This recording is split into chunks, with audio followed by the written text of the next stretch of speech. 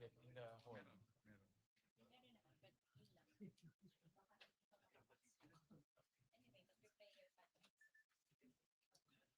Prayer na muna. The Sergeant at Arms is directed to make a proclamation. All persons are commanded to keep silent under pain of penalty while the impeachment court is in session for the trial of Vice President Sara Zimmerman Duterte. The impeachment trial of Vice President Sara Zimmerman Duterte is hereby called to order. We shall be led in prayer by Senator Judge Francis Kiko Pangilinan. Sa ngalan ng ating Panginoong Diyos, buong kababaang loob na dasal natin, na sa lahat ng araw ng impeachment trial, kaliwanagan ng isip, kaayusan sa proseso, at pagiging patas at makatarungan. Bilang mga senator judges na may pagkakataong magtanong sa mga saksi upang linawin ng mga usaping mahalaga sa paglilitis, naway magsilbing gabay sa atin ang mga salita ng Diyos. Sa Proverbs chapter 24 verses 23 and 24, pinaalalahanan tayo sa bigat ng ating mga pasya. Hindi mabuti ang may kinikilingan sa paghatol. Ang magsabi sa may sala na walang kasalanan ay susumpain ng mga tao at kamumuhian ng mga bansa. Ganun din sa mga hahatol doon sa walang sala ng parusa. At sa Proverbs chapter 29 verse 4, pinapaalala sa atin ang bunga ng tunay na katarungan. Isang bagay na matagal nang minimithi ng ating bayan. Sa pamamagitan ng katarungan, ang isang pinuno ay nagbibigay ng katatagan sa kanyang bansa. Patnubayan niyo po kami, Panginoon, dito sa aming sagradong tungkulin. Amen. Amen. The clerk of court. Okay na tayo. The clerk of court will now call the roll. Roll call of members. Senator Judge Aquino. Senator Judge Cayetano Alan. Senator Judge Cayetano Pia. Senator De La Rosa. Senator Judge Ejercito. Senator Judge Estrada. Senator Judge Go. Senator Judge Ontiveros. Senator Judge Lacson. Senator Judge Lapid. Senator Judge Legarda. Senator Judge Marcoleta. Senator Judge Marcos. Senator Judge Padilla. Senator Judge Pangilinan. Senator Judge Soto III. Senator Judge Tulfo Erwin. Senator Judge Tulfo Rafi. Senator Judge Villanueva. Senator Judge Villar Camille. Senator Judge Villar Mark. Senator Judge Zubiri. The presiding officer, Senator Judge Escudero. Senate President Gatchalian. With 16 senator judges present, the chair declares the presence of a quorum. In accordance with the rules of procedure on impeachment trials, the chair now recognizes the duly elected presiding officer to preside over the proceedings of the impeachment court.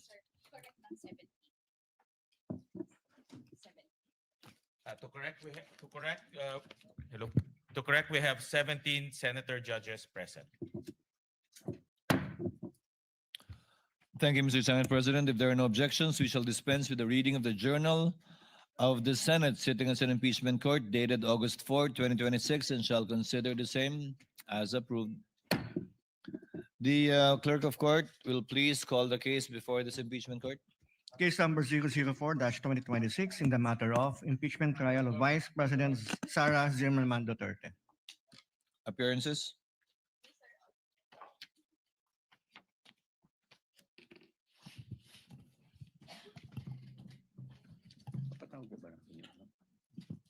Same appearance for the prosecution, Your Honor. For the respondent. Same appearance for the respondent accused. Good morning, Your Honors.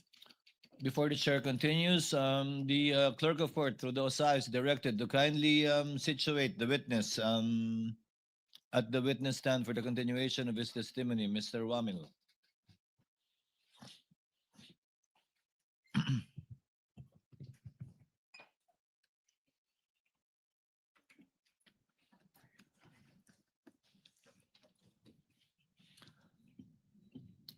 Mr. Wamil, I would like to remind you that you will be continuing with your testimony under the same oath that was administered to you the other day. Do you Okay, understand that, sir? Yes, sir. Yes, Your Thank Honor. you. When we adjourned the examination of the witness by the counsels for the parties were finished, and we will now proceed with the interjections of the senator judges this morning and yesterday.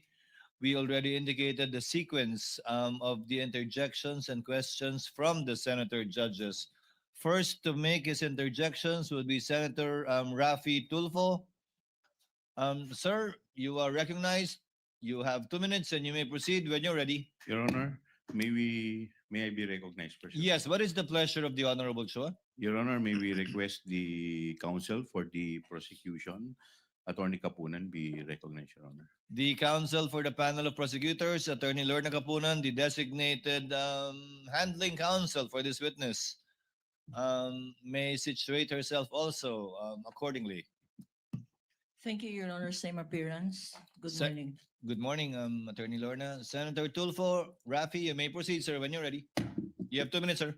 Wag muna, Mr. Presiding Officer, point of order lamang muna to. Yes, what is your point of order, Honorable Tulfo? Kasi kahapon, nabanggit na si Attorney Pua, magaling na abogado siya, ay pumunta sa COA, tama, para makipag-usap tungkol doon sa sinasabing audit query.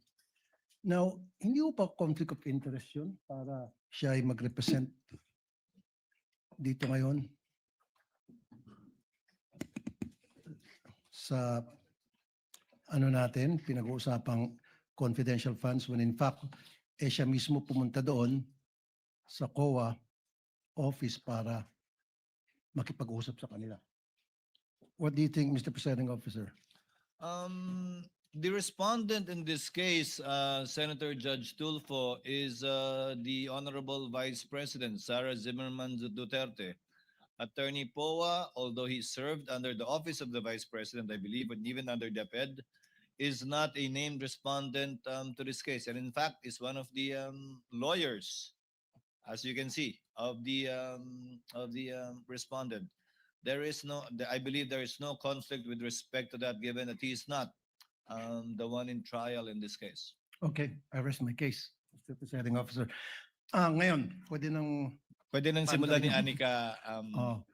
yung oras. Yes. Mr. Witness, bukod sa OVP at saka DepEd, we're talking about confidential funds, meron pa ba ibang ahensya ng pamahalaan na inaudit nyo ang kanilang confidential funds?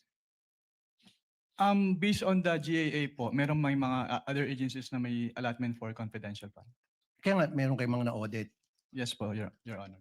At dito sa mga ahensyang na-audit ninyo, magkapareho bang utilization nila ng confidential funds sa OVP, DepEd under BP Sara and those agencies na inaudit nyo? Yung utilization naman po ng confidential fund ay separate and distinct for every agency since yung kanilang utilization ay based on their mandate or operations. Okay. Sila ba'y gumamit ng mga aliases, gumamit ng mga pangalan chichirya, etc.? Yan Para po sa ay kanilang mga informants. yan po ay hindi ko na ang alam ko po ay hindi ko po ma-determine based on the documents submitted since hindi naman po naka-indicate dun sa kanilang submission na yung mga pangalan na nandun ay aliases or not. Okay. Noong April 2026, nag-issue kayo ng disallowance sa OVP and its officers para at the same time ipinasusoli nyo yung parte ng confidential funds. Can you repeat your question po, Your Honor? I think that was April of 2025. Nag-issue kayo ng pinasusoli nyo ilang parte ng confidential funds ng OVP. I do not have personal knowledge na po about yan since wala na po ako sa ICFO noong February 12, 2023 po. Anong reason ba't pinasusoli yung parte ng confidential funds na disallowed? What are the reasons? Wala po akong personal knowledge about dyan since hindi naman po ako yung nag-issue ng disallowances. Nung na-issue po yung disallowance ay na-transfer na po ako to other agency of the COA. Okay. I think it was April 10, 2026. So wala na po kayo doon. Yes po, Your Honor. Okay. Sinabi kahapon ni Attorney Poa na binanggit niya ata yung COA circular ng 1992, if I'm not mistaken, na hindi dapat banggitin yung pangalan ng mga recipient dahil for reasons of security and national security, security ng tao, ng recipients and national security. Would it compromise sa tingin po ninyo yung security ng informant kung hihingan nyo sila ng resibo patungkol sa mga gamot na natanggap nila mula sa confidential funds? Katulad nga po nung sinabi ko during my testimony, ang hinihingi po namin ay yung proof ng pagbili when it comes to the official receipt and the sales invoice po. Correct. Halimbawa, resibo, bumili ng maintenance o antibiotics, yung ganong klaseng resibo dapat iba ang hinihingi nyo. Yes po, Your Honor. Pero ang sinasabi nila, yun daw ay magdi-jeopardize ng magkakaroon ng problema sa national security.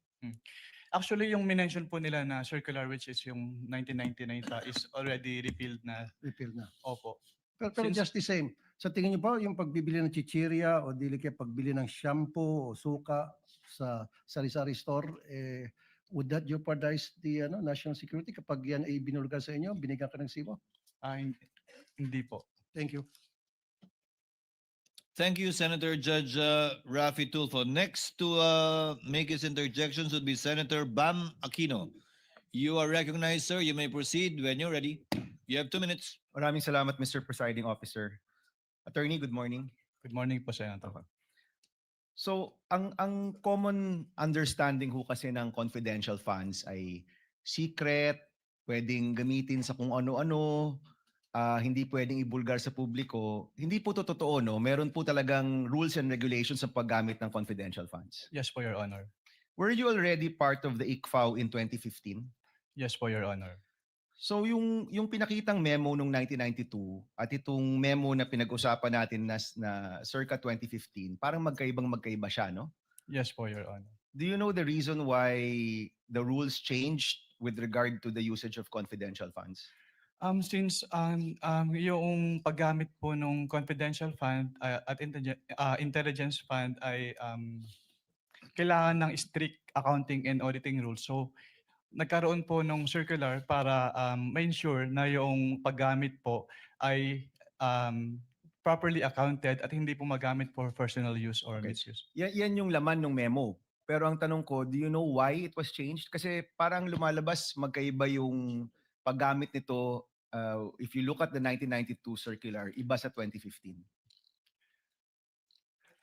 Dun po kasi sa yung circular ng 1999, walang differentiation as to the CIF po. Pero dun sa 2015-01 kasi dun na in-specify na dapat yung confidential fund ay gagamitin lang sa ganito for civilian government agencies, yung intelligence fund ay gagamitin lang ng uniform and military personnel as well as yung mga intelligence practitioners. Kumbaga nilinaw nung 2015 circular yung paggamit at pag-liquidate. Yes po, Your Honor. And is there a new circular after 2015 or ito pa rin yung ginagamit ninyo? Yan pa rin po yung ginagamit, Your Honor. Okay, second question. Anong pinagkaiba ng AR sa OR? Ang OR po kasi, ini-issue po siya ng mga pinagbilhan na BIR registered. So, yung AR naman po, yun yung ginagamit ng agency para proof na binigay nila yung payment or payment dun sa tao na naka-receive noong payment. And it seems na mas katanggap-tanggap sa inyo yung OR kesa AR. Is that correct? Depende po yan, Your Honor. Kapag purchases po kasi, kailangan po talagang OR yung ibigay sa amin kasi doon po namin tinitignan kung yung kung nag-purchase po talaga sila.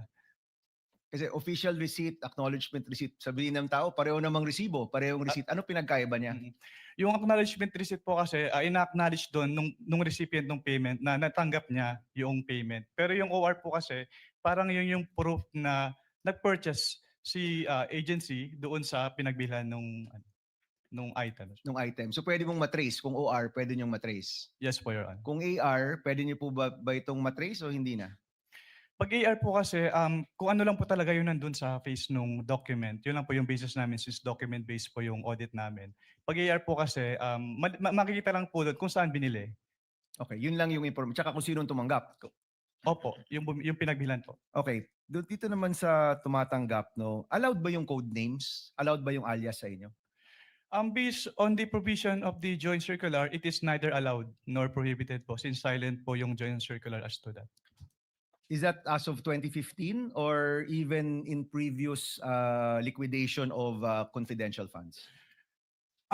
Wala, based on my recollection po, even yung dating circulars po, buhat nung nag-assume po ako sa ICFA, wala naman pong provision as to the use of aliases. So bawal ang paggamit ng alias. The circular is silent po. Okay.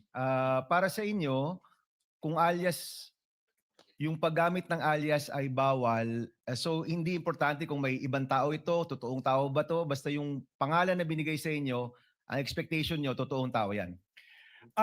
Based on that, kasi ang katulad nga po ng sinabi ko, document-based po kami. So wala po kaming way to determine if this is an alias or not.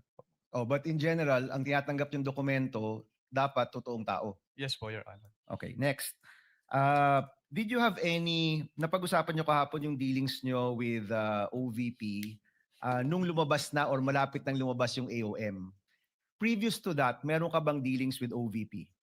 Wala na po, Your Honor. So walang kumausap sa inyo, walang nagtanong kung paano to dapat i-liquidate apart from the meeting which included Attorney Poa. Wala na po akong maalala, Your Honor. Okay. Last question lang, Mr. Presiding Officer. Please wind up. Yung notice, yung AOM, ibig sabihin yan, may chance pa kayong i-correct, di ba? Yes po, Your Honor. Pag notice of disallowance na, may chance pa ba yung i-correct o naniningil na? Actually, the moment that we issue notice of disallowance, ni-require na po yung accountable officers to restitute po yung amount And to involved. your knowledge, is there a notice of disallowance for the OVP and DepEd funds? Wala po akong personal knowledge, pero nakita ko po sa news po. So I was made aware na may end din na po yung OVP 2022. So may notice of disallowance na ang OVP for the 500 million pesos. For 125 million pesos po for the fourth quarter of 2022. So sinisingil na yan kay Vice President Duterte. Yes po, Your Honor. Okay. Thank you, Mr. President. Thank you, Senator Judge Aquino. Next to make his interjections is Senator Judge Pangilinan. You're recognized, sir. You may proceed when you're ready. You have 2 minutes. Mr. President, Mr. Presiding Officer. Magandang umaga, Mr. Witness, Ginoong Mawil. Wamil po. Wamil. Magandang umaga po, Your Honor. Yes. Nabanggit nyo sa inyong testimonyo kahapon at nung isang araw na yung tinatawag na supporting documents, kasama dyan ay either sales invoice o official receipts. Tama? Yes po, Your Honor. Okay. Let me backtrack a bit. 10 years kang nasa ICFAO, tama? Yes po, Your Honor. Almost 10 years po. Okay, without mentioning the agencies, ilang agencies na gobyerno ang na-audit mo tungkol sa confidential funds? Marami na po. Pag sa NGAs po parang nasa 30 plus na po yung na-audit ko. And sa LGUs marami naman po. Marami na rin po, hindi ko na po mabilang kung ilang agencies So, na po yung more na-audit. than 30. Yes po, Your Honor. Okay. Sa mga ahensya na ito, 30 ahensya, masasabi mo ba na nire-require din yung liquidation ng official receipts at ng sales invoice? Yes po, Your Honor. Kasi yung requirement po ng circular ay ini-enforce po namin sa lahat ng agencies na ino-audit po namin. So sa 2022, from December 21 to December 31, ilang sales invoice o kaya official receipt ang kasama dun sa mga liquidation report? Wala pong sinabit sa amin, Your Honor. Ni isa. Acknowledgement receipts lang po yung sinabit sa amin. 849 acknowledgement receipts, tama? Yes po, Your Honor. So ni isa dun sa mga ginastos, walang official receipt at walang sales invoice. Yes po, Your Honor. Okay.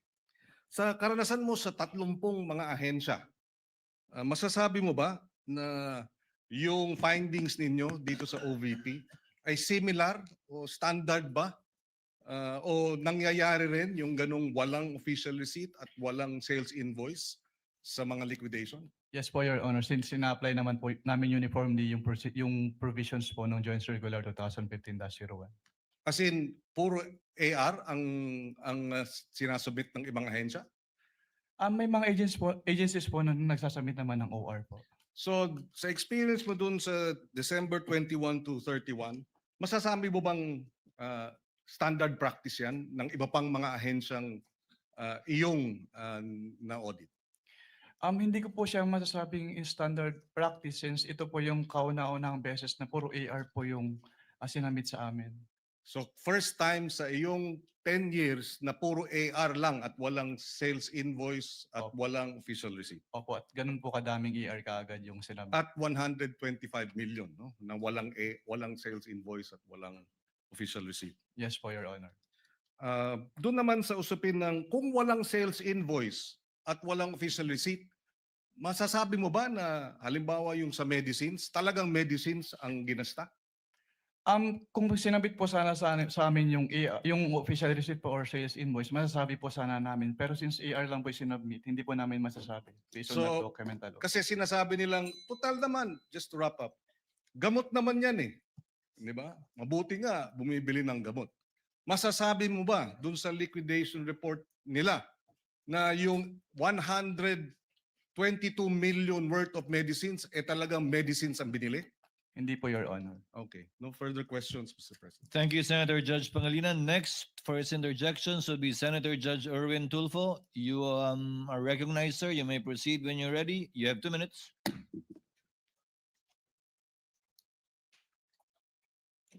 Thank you, Mr. Presiding Officer. Testigo, tama po ba ang pagkarinig ko na sinabi niyo kanina under sa COA DBM Joint Circular Number 2015-01, hindi naman kailangan ilagay ang tunay na mga pangalan ng mga intel agents or informers na tumanggap ng intel o confidential funds sa OVP tulad ni na Mary Grace Piatos, Chippy McDonald, Mickey Mouse at iba pa? Is this correct? Ang sinabi ko po, Your Honor, ay silent po yung circular as to that matter po. Silent. So po pwede. Kung when we say kasi silent, pwede. Hindi po, Your Honor. It is neither rin. allowed nor prohibited po. So if this is not allowed or prohibited, bakit nang i-audit po ninyo ang confidential intelligence fund po ng OVP, hindi ninyo hiningi ang tunay na mga pagkakilanlan ni na Piatos, McDonald, Mickey Mouse at iba pa? Katulad nga po nung sinabi ko sa sa aking previous testimony, ang focus po ng audit namin ay compliance audit. So kung ano po yung provision ng circular, yun po yung ginagawa naming basis for our audit po. Okay, compliance. When you say compliance, ito po ba periodic or random? Yung compliance audit po kasi wala po siyang particular period kasi pag sinabing compliance audit, ine-evaluate po namin yung subject matter if it is compliant with the certain applicable laws, rules, No, and regulations. But I'm saying every agency na meron pong intel or confidential funds, do they have to undergo audit periodically or random lang? Dahil marami po tayong ahensya ng gobyerno na may mga intelligence confidential fund na hindi naman dapat. Ang audit po namin ay based dun sa liquidation documents po na sinasubmit nila. Pero is it periodic ba? Kailangan bawat agency na i-liquidate niya yung kanya i-audit ninyo yung kanyang paggastos ng intel or confidential fund? Yes po, Your Honor. Yung kanilang kailangan... So it's periodic, it's not random. Yes po, Your Honor. Okay.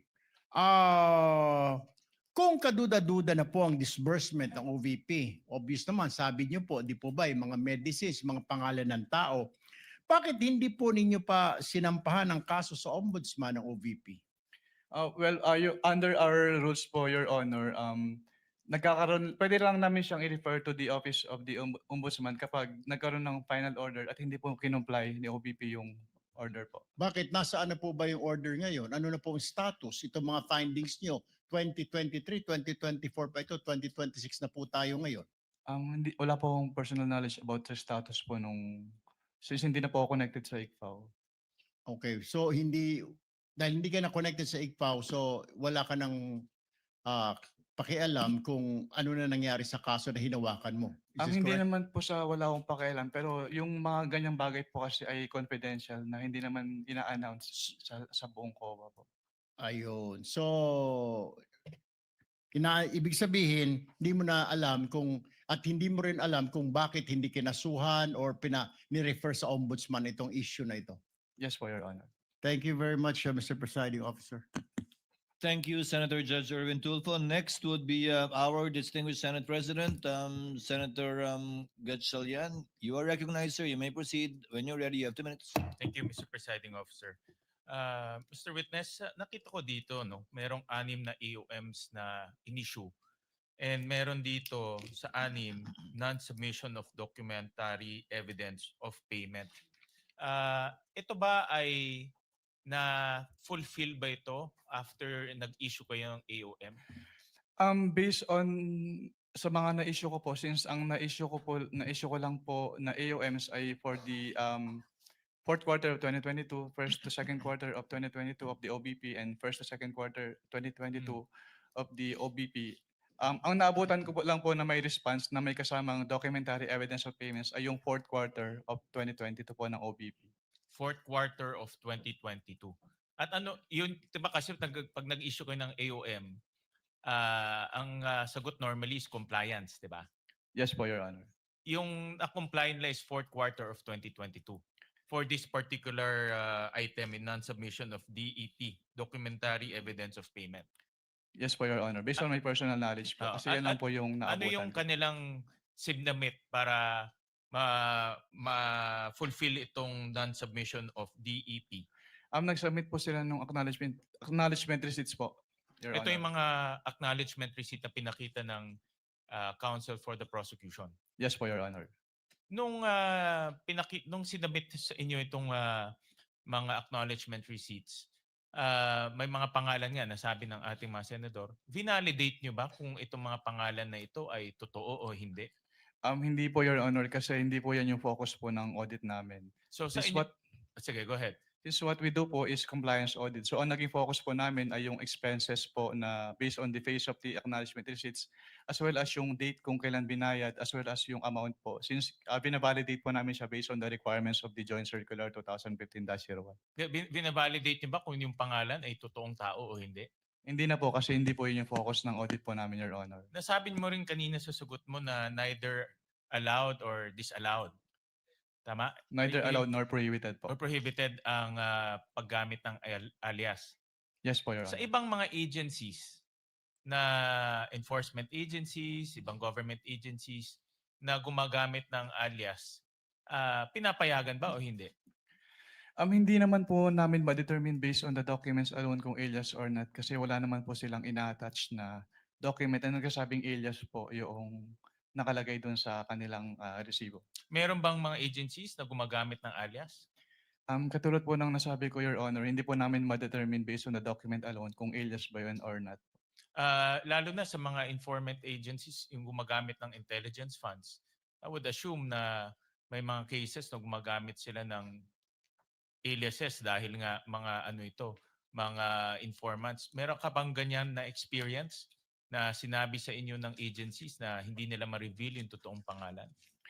Dahil hindi naman prohibited, di ba? Opo, wala pa naman po akong experience, Your Honor. So lahat ng mga ARs na merong ganitong source of information, totoong pangalan ang sinasabit nila? Hindi, katulad po ng nasabi ko, wala po kaming way to determine since naka-base lang po kami on the face of the document as submitted po. Okay, yung mga sa ibang mga agencies na nagsasubmit ng mga ganitong rewards, no, nagbibigay ng information and rewards. Nakita ko dito merong rewards for medicine, rewards for various supplies. Ano siya, cash or medicine or in kind ang ibinibigay? Based on those documents po, since nakalagay close and open parenthesis medicine, so medicine po yung binigay. And then yung isa po, payment of rewards, close and open parenthesis various goods. So various goods po yung binigay, Your Honor. So ang ibig sabihin, may reward sila, hindi cash ang binigay, medicines at various supplies. Based on the acknowledgement receipts po, yes po, Your Honor. And that is allowed.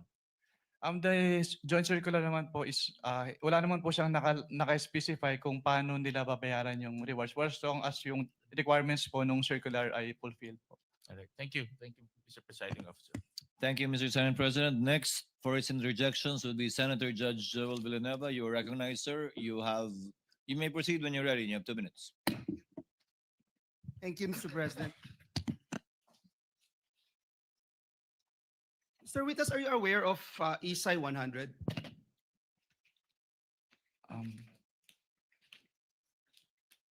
It's International Standards of Supreme Audit Institutions. I am aware po of PCI pero yung specific po na 100 hindi ko po ma-recall, Your Honor. Yeah, member po yung Pilipinas at they found on the word professional skepticism that requires an auditor to question records submitted but also to fairly consider yung agency's explanations and contrary evidence. Is that correct? Yes po, Your Honor. Para lang maintindihan natin, actual nyo po bang sinuri ang mga transaction? Ibig sabihin, isa-isa po ba itong ini-examine lahat? Gumagamit ba kayo ng sampling, piling transaction, o yung sinusuri? Gumagamit ba kayo ng materiality threshold sa pagpili at evaluation nito? Hindi po, Your Honor. Lahat po ng documents ay ini-evaluate po namin. So lahat, meaning gusto kong maintindihan, dinutugma nyo po ba yung bawat transaction from original receipts, accomplishment reports at iba pa? Yes po, Your Honor. And how do you, hindi ko maintindihan, when you're purchasing an information, paano kung bibigyan ng official receipt? Your Honor, kapag, ang katulad nga po nung sinabi ko kanina, kailangan ng official receipts kapag binili po mismo from the supplier. So ibig sabihin sa supplier lang, sa tao, hindi kailangan ng resibo. Yes po, Your Honor. Malinaw po yan. Pag sinabi pong resibo, OR po, pero pag purchase of information, inaalaw po namin yung acknowledgement receipts po. So you allow acknowledgement receipt dahil information yung binili, wala namang industriya na nagbibigay ng resibo for information that they're selling. Yes po, Your Honor. Sa madaling salita po, yung findings po ba ninyo ay batay lamang sa deficiencies in the documents submitted o nakukumpirma nyo rin po na sa pamamagitan po ng inyong independent verification? Ang audit po kasi namin ay document-based. So kung ano po yung nilalaman ng documents vis-a-vis yung provisions ng joint circular, yun po yung nagiging basis for our findings po. So hanggang dun lang sa dokumento na ibinigay, wala na po kayong ibang ginagawa to go out of your way and do your independent findings. Yes po, Your Honor. Ngayon po, Mr. Wamil, Attorney Wamil, para malinaw po sa atin, kayo po ba mismo ang nag-audit nitong bawat transaksyon at naghanda ng initial findings o meron po kayong team? Ako lang po, Your Honor. At kayo lang po ang nagre-review nito bago maging final report? Hindi po. Meron po akong divisionship. Siya po yung nag-review, Your Honor. At dun po sa proseso yun, ano-ano ho yung material findings, recommendations, and conclusions na maaring idinadagdag o inaalis o binabago ng inyong ino-audit? At bakit po? Actually, yung laman po nung na-issue ng AOM, kinumpare ko po yun sa aking draft at parehas naman po. Sorry. Pakiulit po. Yung in-issue po namin na AOM po kasi, kinumpare ko po yun sa aking draft at parehas naman po yung substance nung AOM. Mr. Wamil, from AOM to notice of discrepancy, suspension, I mean, and then notice of disallowance. Yes po, Your Honor. Ano po yung mga nabago dun? Kapag AOM po kasi, parang nire-require po namin, based on the joint circular. Sir, ang question ko po, ano po yung nabago?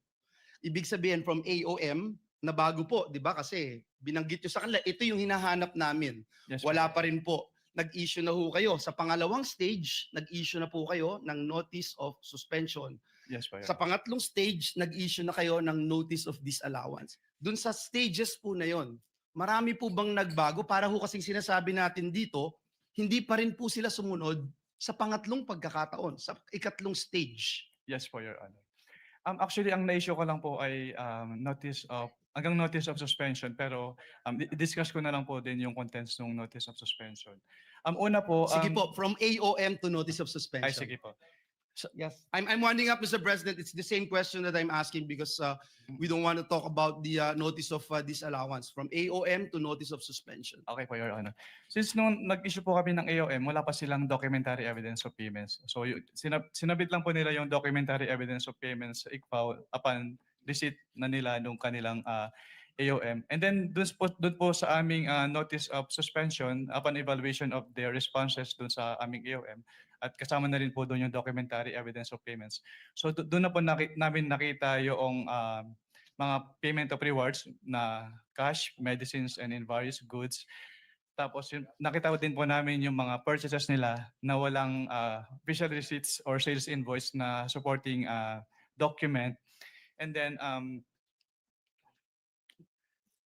yung mga date po ng payment ng kanilang acknowledgement receipts ay naka-date po ng December 2023 at yung iba po ay walang date. And then Your Honor, may I be allowed po to refer to the NS for the... Thank you, Mr. Presiding Officer. This is very important because it shows that the agency were given chances, 3 stages para mag-submit ng hinihingi po ng ating COA. Kindly wind up, Senator Yes, Judge this is Joel the last Villanueva. question, Mr. Presiding Officer. Thank you.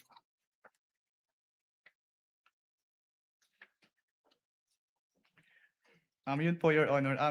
Doon po sa NS po namin, nagkaroon din po kami ng findings na mas malaki yung amount nung kanilang expenditure based on the acknowledgement receipts compared to the accomplishment report ng 150. Which was not present in the AOM.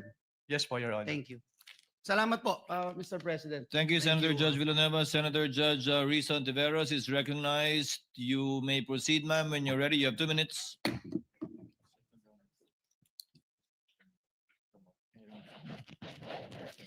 Salamat po, Mr. Presiding Officer. Yeah. Mr. Witness, para klaro po sa mga nanonood, kapag pinag-uusapan po yung confidential and intelligence funds, chinecheck pa rin po ng COA kung paano ginastos yung pera. Tama po ba? Yes po, Your Honor. Okay, so ibig sabihin, kahit confidential ang tawag sa confidential funds, kailangan busisiin pa rin yung pinagkagastosan. Tama po? Yes po, Your Honor. Kasi public funds po siya. Kasi public funds. Okay.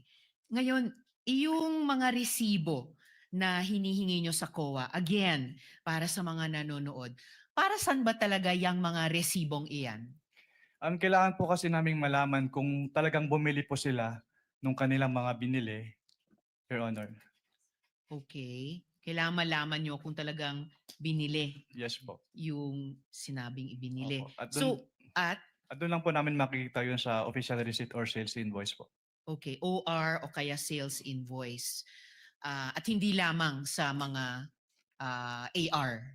Yes po, Your Honor. Okay. Unless nga para dun sa pagbili o pagpabayad ng information. Yes po, Your Honor. So, importante talaga na makapagsumite ng mga dokumento at resibo ng mga di umanong pinagkagastosan. Yes po, Your Honor. Okay. Sa kaso po ba ng OVP at ng DepEd, nakapagbigay po ba sila ng mga kompletong dokumento at resibo na hinihingi ng COA? Ang tanging period lang po na, sa pagkakalam ko na mayroong documentary evidence of payments based on may stay sa ICFAO o yung 4th quarter of 2022 at based po dun sa kanilang documentary evidence of payments for that period, wala po silang sinamit na official receipt or sales invoice, tanging mga acknowledgement receipts lang po. Okay. So yung mga supporting documents na required, hindi ko po pwedeng tanungin kung kaagad nilang naibigay dahil hindi po naibigay yung ibang supporting documents. Yes po, Your Honor. Ni isa po within any time period after na dapat nilang sumitihin yan. Yes po, Your Honor. Okay. So, hindi ko rin kailangan tanungin kung kumpleto ba ang ibinigay dahil hindi ba kumpleto ang ibinigay nilang mga dokumento at resibo? Pwedeng pa ulit po ng tanong. Kumpleto ba o hindi kumpleto yung ibinigay nilang mga dokumento at resibo? Hindi po kompleto, Your Honor. Hindi kumpleto. Now, according to the joint circular, kailangan ng evidence of success for rewards payouts. So, itong tinatawag na evidence of success for rewards payments, naibigay po ba ito ng OVP? Hindi po, Your Honor. Naibigay po ba ito ng DepEd? Katulad nga po ng sinabi ko, Mhm. yung sa OBP lang po yung may DEPs na naabutan ko. Alright. Pero hindi po naibigay ng OVP yung evidence of success for reward payments. Opo. Pero i-clarify ko lang din po, since ako po yung nag-initially evaluate noong first and second quarter ng DepEd, based po dun sa aking mga na-evaluate na documents, wala din po silang sinubmit na documentary evidence of payment. Documentary evidence na of success of the surveillance activities or information gathering activities po. Okay. At sa simpleng salita, bakit importante itong evidence of success sa rewards payments? Diyan po kasi malalaman kung valid ba yung naging payment nila ng rewards po. So kasi dito sa acknowledgement receipt, makikita natin marami-rami po ito, no? Nakalagay na kapag claim sila ng reward. So huling tanong ko sa inyo, Mr. Witness, sa round na ito, ibig sabihin sa itong evidence of success for rewards payments, patunay na meron tayong napala. Merong napala ang gobyerno sa mga operasyong iyan. Yes po, Your Honor. Kaya po namin ni-require na i-submit po yun. Alright. Salamat, Mr. Witness. Salamat po, Mr. Presiding Thank you, Officer. Senator Judge Ontiveros. Before recognizing the Honorable Padilla, Chair, yes, Senator Lacson, after Senator Soto, I believe. Chair would like to inform the councils for the parties that you may take your seat unless a question is thrown at you by a Senator Judge so that you can relax. It goes for both parties. Thank you, Your Honor. Thank you, Your Next to interpolate, Senator Judge Padilla. You may proceed when you're ready, sir. You have 2 minutes. Maraming salamat po, Ginoong tagapamahalang hukom. Meron lang po ako mga tanong. Maiksi lang po ito. Saan po kayo pinanganak? Sa Nueva Ecija po, Your Honor. Nueva Ecija. Opo. Saan po kayo nakatira ngayon? Sa Manila po. Manila. Saan po kayo nag-aral? Central Luzon State University po, ng accountancy, and then Saan Arellano po, University ng Juris Doctor po. Okay. Saan po kayo nakaikot na sa bansa natin? Nakaikot na po ba kayo ng Mindanao, sa Bicol? Marami na po akong naikutan. Hindi ko na po maalala lahat, Your Honor. Opo. Kayo po ba ay nakarating na sa BARM? Yes po, Your Honor. Opo. Saan po sa BARM? Sa Sulu? Sa Basilan? Maguindanao? Hindi niyo po matandaan? Hindi Maubos ko po po yung oras ko. matandaan, Your Honor, kung saan.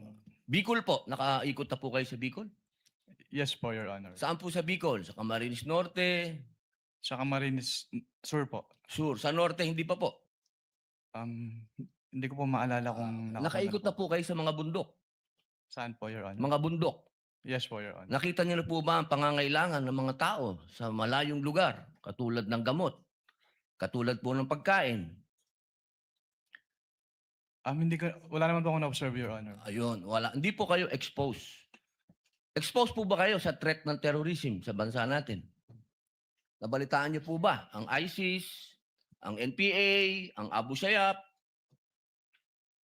Exposed po ba kayo doon sa mga balita? Sa news po, may Sa mga news. nabalitaan po ako, Your Honor. Opo. Alam niyo po ba na kung gaano nakagrabe ang terrorism? Wala po akong threshold, Your Honor, to determine that. Wala po. Pero kayo po ang humahawak ng investigasyon patungkol sa confidential fund. Tama po ba? Hindi po siya investigation, evaluation po. Evaluation. Nako, tama-tama. Ibig po sabihin, kahapon po, sinabi ninyo na gumawa lang kayo ng preliminary investigation. Tama po ba? Preliminary inquiry. Hindi po. Part po siya ng process namin na mag-issue po kami ng AOM. Opo. So, ibig po sabihin, kahapon kasi narinig ko parang yung ginawa nyo, preliminary lang. Yung AOM po, preliminary lang. Opo. Hindi po yun konklusyon. Kung ang tinutukoy niyo po ay yung meron po kasing provision as to the joint circular as to tinatawag na prima facie. Pakisagot na lang po kung conclusion ba po yun? Final? Hindi po kasi we require So, hindi them. po final. Based Boss, on the AOM po. konti lang po oras ko, hindi po final.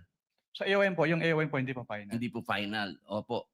Kayo po ba ay naniniwala na ang mga confidential agent ay dapat magpakilala? Sabihin ng kanilang mga totoong pangalan?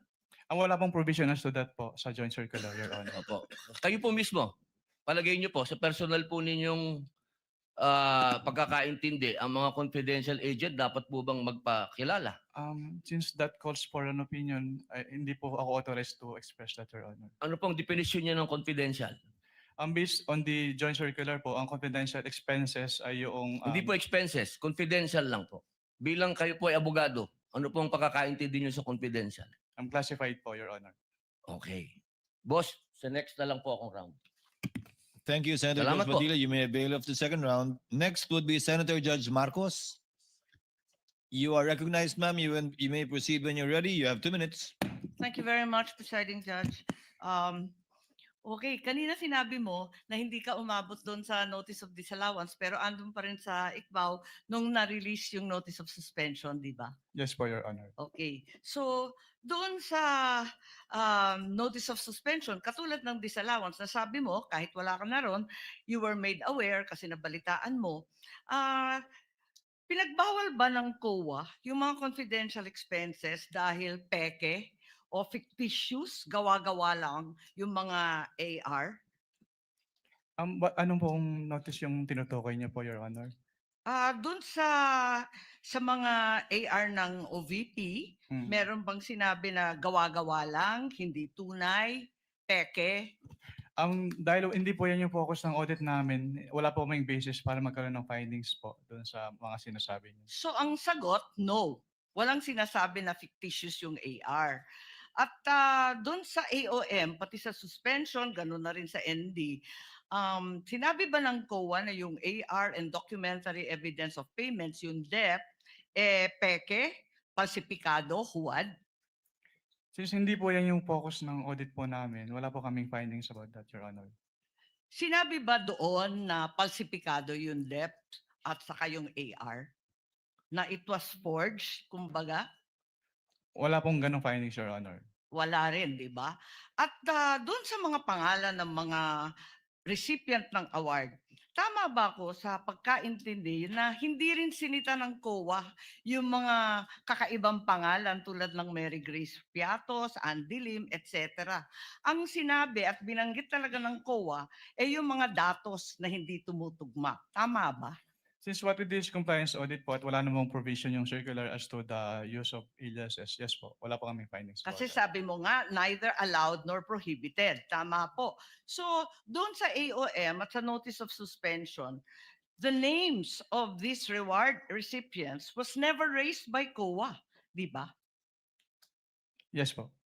Tama. Dahil nangyayari talaga na kakaibang pangalan ang binibigay kapag confidential or intelligence fund. Kaya isa pang tanong ko, dun sa notice of suspension, pati na rin sa ND, ang pagkaintindi natin, final ba ito o hindi? Kapag sinabi po kasing notice of disallowance under the joint circular, meron na pong obligation to restitute agad. Tama, final siya sa COA. Pero kahit ang desisyon ng COA, pwedeng dalhin sa Supreme Court para maging pinal na pinal. Hindi po ba? I-clarify ko lang po, kapag dumating na po kasi sa Supreme Court, ang tanging ground na lang po dyan ay grave abuse of discretion amounting to lack or excess of jurisdiction. So wala na pong kinalaman po yung factual matters. Ganun nga, talaga naman na matters of fact, hindi naman rin na-raise sa Supreme Court, tama ka doon. Pero hindi pinal. Pwedeng dalhin sa Korte Suprema. At no point are these final. I-clarify ko lang po, yung decision po ng COA to restitute ay hindi po apektado nung pag-file sa Supreme Court. So kahit mag-file po sila ng petition for certiorari sa Supreme Court, kailangan na po nilang ibalik kaagad. Kasi yung pendency po ng petition for certiorari, hindi po niya na-stay yung obligation to restitute. Naintindihan natin yon, pero hindi pa tapos ang kaso. Pwede pang dalhin sa Korte Suprema, hindi po ba? At saka dun sa notice of suspension, balikan ko lang, was there a finding na ginamit sa pansarili yung mga confidential funds ng OVP? That is a presumption po under joint circular. Misappropriated ba yun? Kindly wrap up. That is a presumption po. Hindi po kailangan directly sabihin kasi nagkaroon po ng presumption. Pero hindi sinabi. Sa madaling sabi, Pero dahil wala presumption talagang po siya, hindi po siya kailangan sabihin, Your Honor. Naintindihan ko, pero wala doon. Is there a COA finding na ninakaw ang confidential funds doon sa various AOMs and notice? Meron bang sinasabi doon na ninakaw? It was stolen? There is a prima facie evidence na nagamit po siya for personal use or benefit under the joint circular. Kaya nga. Kindly wrap up, Senator Judge Marcos. Yes, avail of round I two. am done, but I have questions kung may second round. There will be a round two, and I will register you, Senator Judge Marcos. Thank you. Senator Judge Ejercito is recognized. You may proceed, sir. And when you're ready, and you have 2 minutes. Yes, thank you, Mr. Presiding Officer. Siguro dagdagan ko na lang din noon. Ito tayo tinatanong na rin yung tungkol doon sa mga paggamit ng mga alias sa ating mga senator judges. No? Dahil alam naman natin na kinakailangan din na lehitimong may pangangailangan na protektahan, no? Dahil nga confidential itong mga information, ang sa ilalim ng Joint Circular number 2015-0, paano dapat maprotektahan ang pagkakakilanlan ng mga confidential informant? Wala pong provision as to that, Your Honor. Kasi yung wala po namang requirement yung circular as to the pwede po ulit po ng tanong, sorry. Well, yung hindi kasi parang alam naman natin, no, dahil lalo na sa mga intelligence at saka yung mga activities, mga confi, ginagamit yung mga alias na nabanggit nyo rin kanina. Hindi ba pwedeng gamitin na lang halimbawa, John Doe, Jane Doe o Juan de la Cruz kasi alam naman natin na binambibilit, reward for information na siyempre pinoproteksyonan din natin yung mga pinoproteksyon ng mga agencies yung identity, no, ng mga informants. Ang masasabi ko lang po, Your Honor, wala naman pong provision as to the joint circular sa use ng aliases kasi silent po yung joint circular. So tanggap yun. Halimbawa, nakita niyong medyo parang yung mga pangalan mukhang alias lang, ay tinatanggap dahil pag-intelligence gathering. We base lang po dun sa document submitted to us. So kung wala pong naka-indicate dun sa document submitted to us na alias po yon, hindi po namin malalaman, Your Honor. Tapos meron ding dapat may coordination paggamit ng intelligence or confidential fund. May coordination with law enforcement agencies, tama po ba? Yes po, based on the joint circular po, Your Honor. So doon po, tanong ko lang po, meron po bang o may nakita po ba kayong naganap na coordination with the agencies, no? Of course, yung PNP, AFP, PIDEA at iba pa, NBI na ginawa ang halimbawa OVP in this case sa kanilang paggamit ng confidential funds para sa sinasabi nilang confidential programs. Based on the documents submitted po sa ICPA, wala po, Your Honor. Dahil sinasabi ng ng joint circular, kung hindi ako nagkakamali, na kailangan may proper coordination ang paggamit ng confidential funds with these law enforcement agencies. Yes po, based po on the joint circular, Your Honor. Isa ba ito sa mga findings ng COA sa IOM o sa audit observation memo or notice suspension or notice of disallowance na inilabas laban sa OVP, yung walang coordination? Wala po kaming naging findings about dyan, Your Honor. Last, Mr. Presiding Officer, doon sa course ng yung audit, Mr. Attorney Wamil, did you see any evidence o may ebidensya ba kayo na si Vice President personally ang tumanggap, ang nakakuha o nagbenepisyo doon sa Confidential Intelligence Fund? Based on the documents po, wala po, Your Honor. Wala po akong personal knowledge about that po.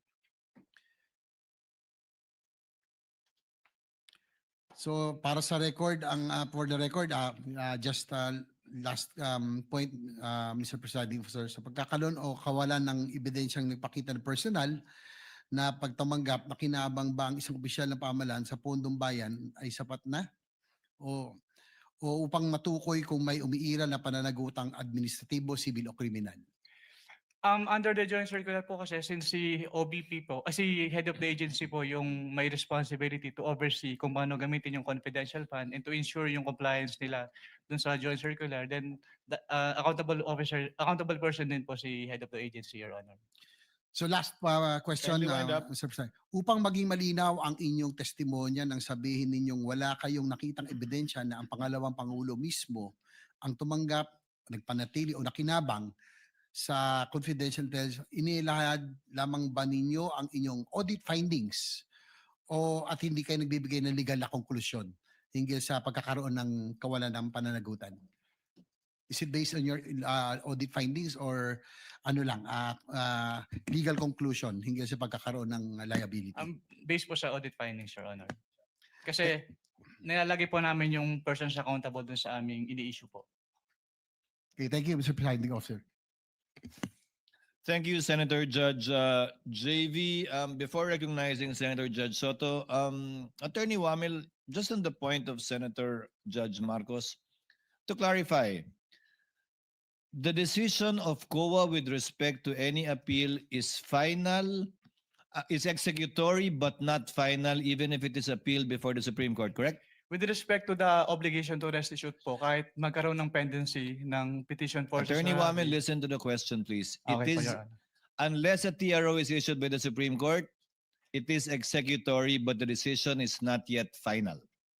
Would that be correct? Yung decision po, final na, Your Honor. Kasi Inappeal nga sa Supreme Court, paano magiging final? Ikaw naman. A decision of the COA executory na po, Your appealed to Honor. the Supreme Court is executory unless a TRO is issued but is not yet final. Yes po, Your Honor. That is a correct statement. Opo. Thank you. Senator Judge Soto, you are recognized, sir. You may proceed when you're ready. You have 2 minutes. Thank you, Mr. President, Mr. Presiding Officer, Mr. Witness. In your testimony, August 3, upon direct examination by the prosecution counsel, you were presented representative samples of selected forms.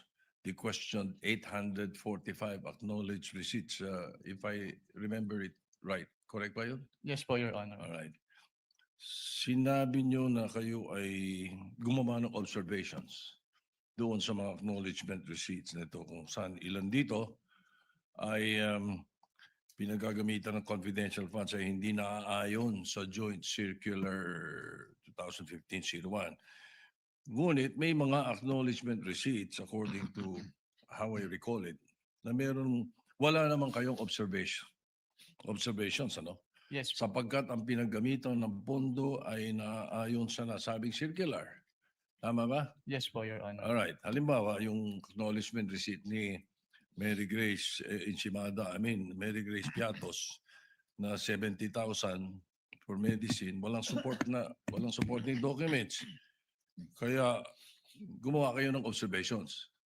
Yes po, Tapos Your Honor. yung doon naman kay acknowledgement receipt ni Janice Marie Trevilla, 70,000 at Patty Ting na 150,000. Wala kayong observations dahil ang pondo ay ginamit sa purchase of information na pinayagan o allowed ng nasabing circular. Tama ba? Yes po, Your Honor. That's the way I recall it. All right. Okay, now, ito ngayon ang tanong ko.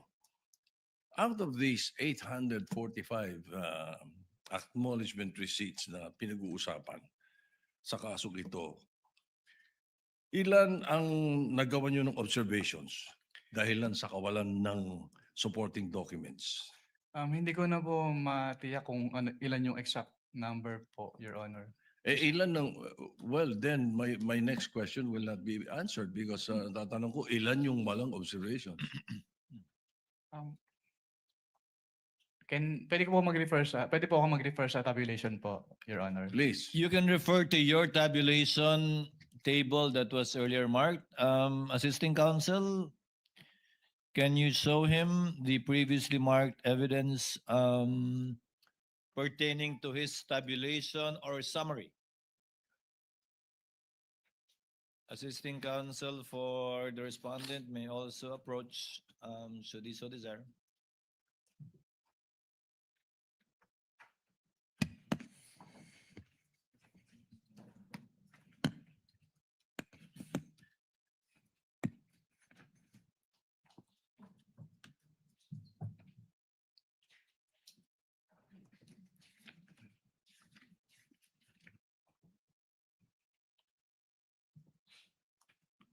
Your Honor, I'll have to count po since wala pong summary dito. What do you mean? You have to count the 845. Yes po, Your Honor. Wala kang percentage man lang. Since personal notes ko lang po ito, Your Honor, raw tabulation lang po siya. So you would not have a, gaano katagal nga abutin niya kung bibilangin mo?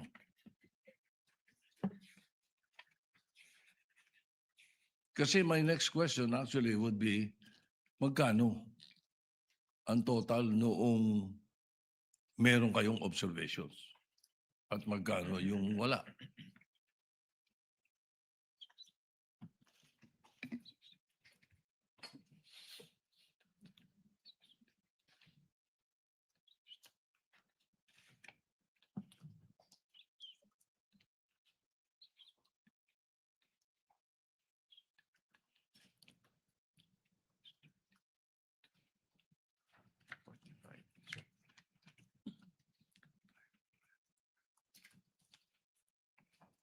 If the chair may assist, Attorney Wamil, look at your notice of suspension.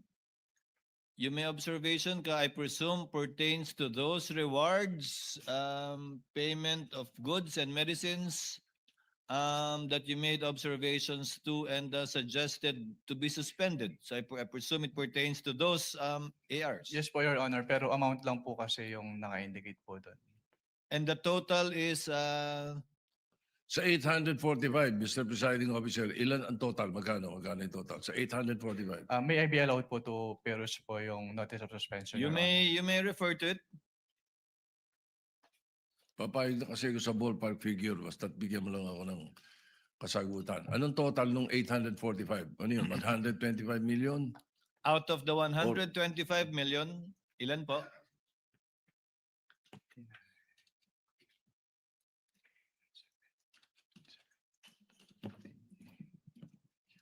Your Honor, please. Let's wait for the witness counsel to answer. He's referring to your marked exhibit, the notice of suspension. I believe it's on the first page, Attorney Wamil. Sa first page po, with respect to the payment of rewards po, 59,787,000 pesos po, Your Honor. With other purchases naman po, umabot po siya ng around 15 million pesos, Your Honor. So ilan yung walang observations? Wala kayong observations. Bali, ang total po ng may observation namin ay around 75 million pesos po, Your Honor.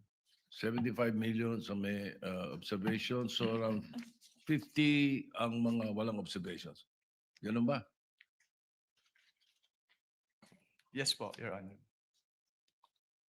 And all right, so that is for the 125. Yes po, Your Honor. I don't have any time anymore, so it's okay. Thank you. Thank you, Senator Judge Soto. Senator Judge Lacson may proceed with his interjections when he's ready. You have 2 minutes, sir. Thank you, Mr. Presiding Officer. Good morning, Attorney Wamil. Good morning po, Your Honor. Kindly refresh my memory, no? Kasi ang pagkaalam ko, sa paggamit ng intelligence saka confidential fund, hindi lamang sa pinapayagan o hindi pinagbabawal ang paggamit ng alias, kundi necessity Yes for practical reasons, di ba? Yes po, Your Honor. And idadivert lang yung totoong tao nasa likod ng mga alias kapag declassified na o tapos na yung tinatawag na confidential or intelligence operations. Tama, di ba? Yes po, Your Honor. So ang tanong ko, wala ba kayong efforts na alamin kung sino yung mga nasa likod ng mga aliases na sinabit sa inyo? Since document-based lang po kami, Your Honor, hindi na po. Wala na po kami. Yan ang susunod yung tanong. Ano? Bakit paper audit lang kayo? Wala kayong physical? Parang bitin yung inyong pagsasagawa ng audit. Kasi paano nyo malalaman kung legitimate yung pumirma doon sa acknowledgement receipts kung hindi nyo inaalam kung meron bang totoong tao na nasa likod noong mga aliases na yon? Opo. Since what we do po in ICFAO po is compliance audit lang po, Your Honor. So kung ano lang po talaga yung provisions na nasasaad dun sa joint circular, yun lang po talaga yung ginagawa namin, Your Honor. That brings me to my next point. Baka pwedeng i-recommenda mo na i-amend nyo yung inyong JMC.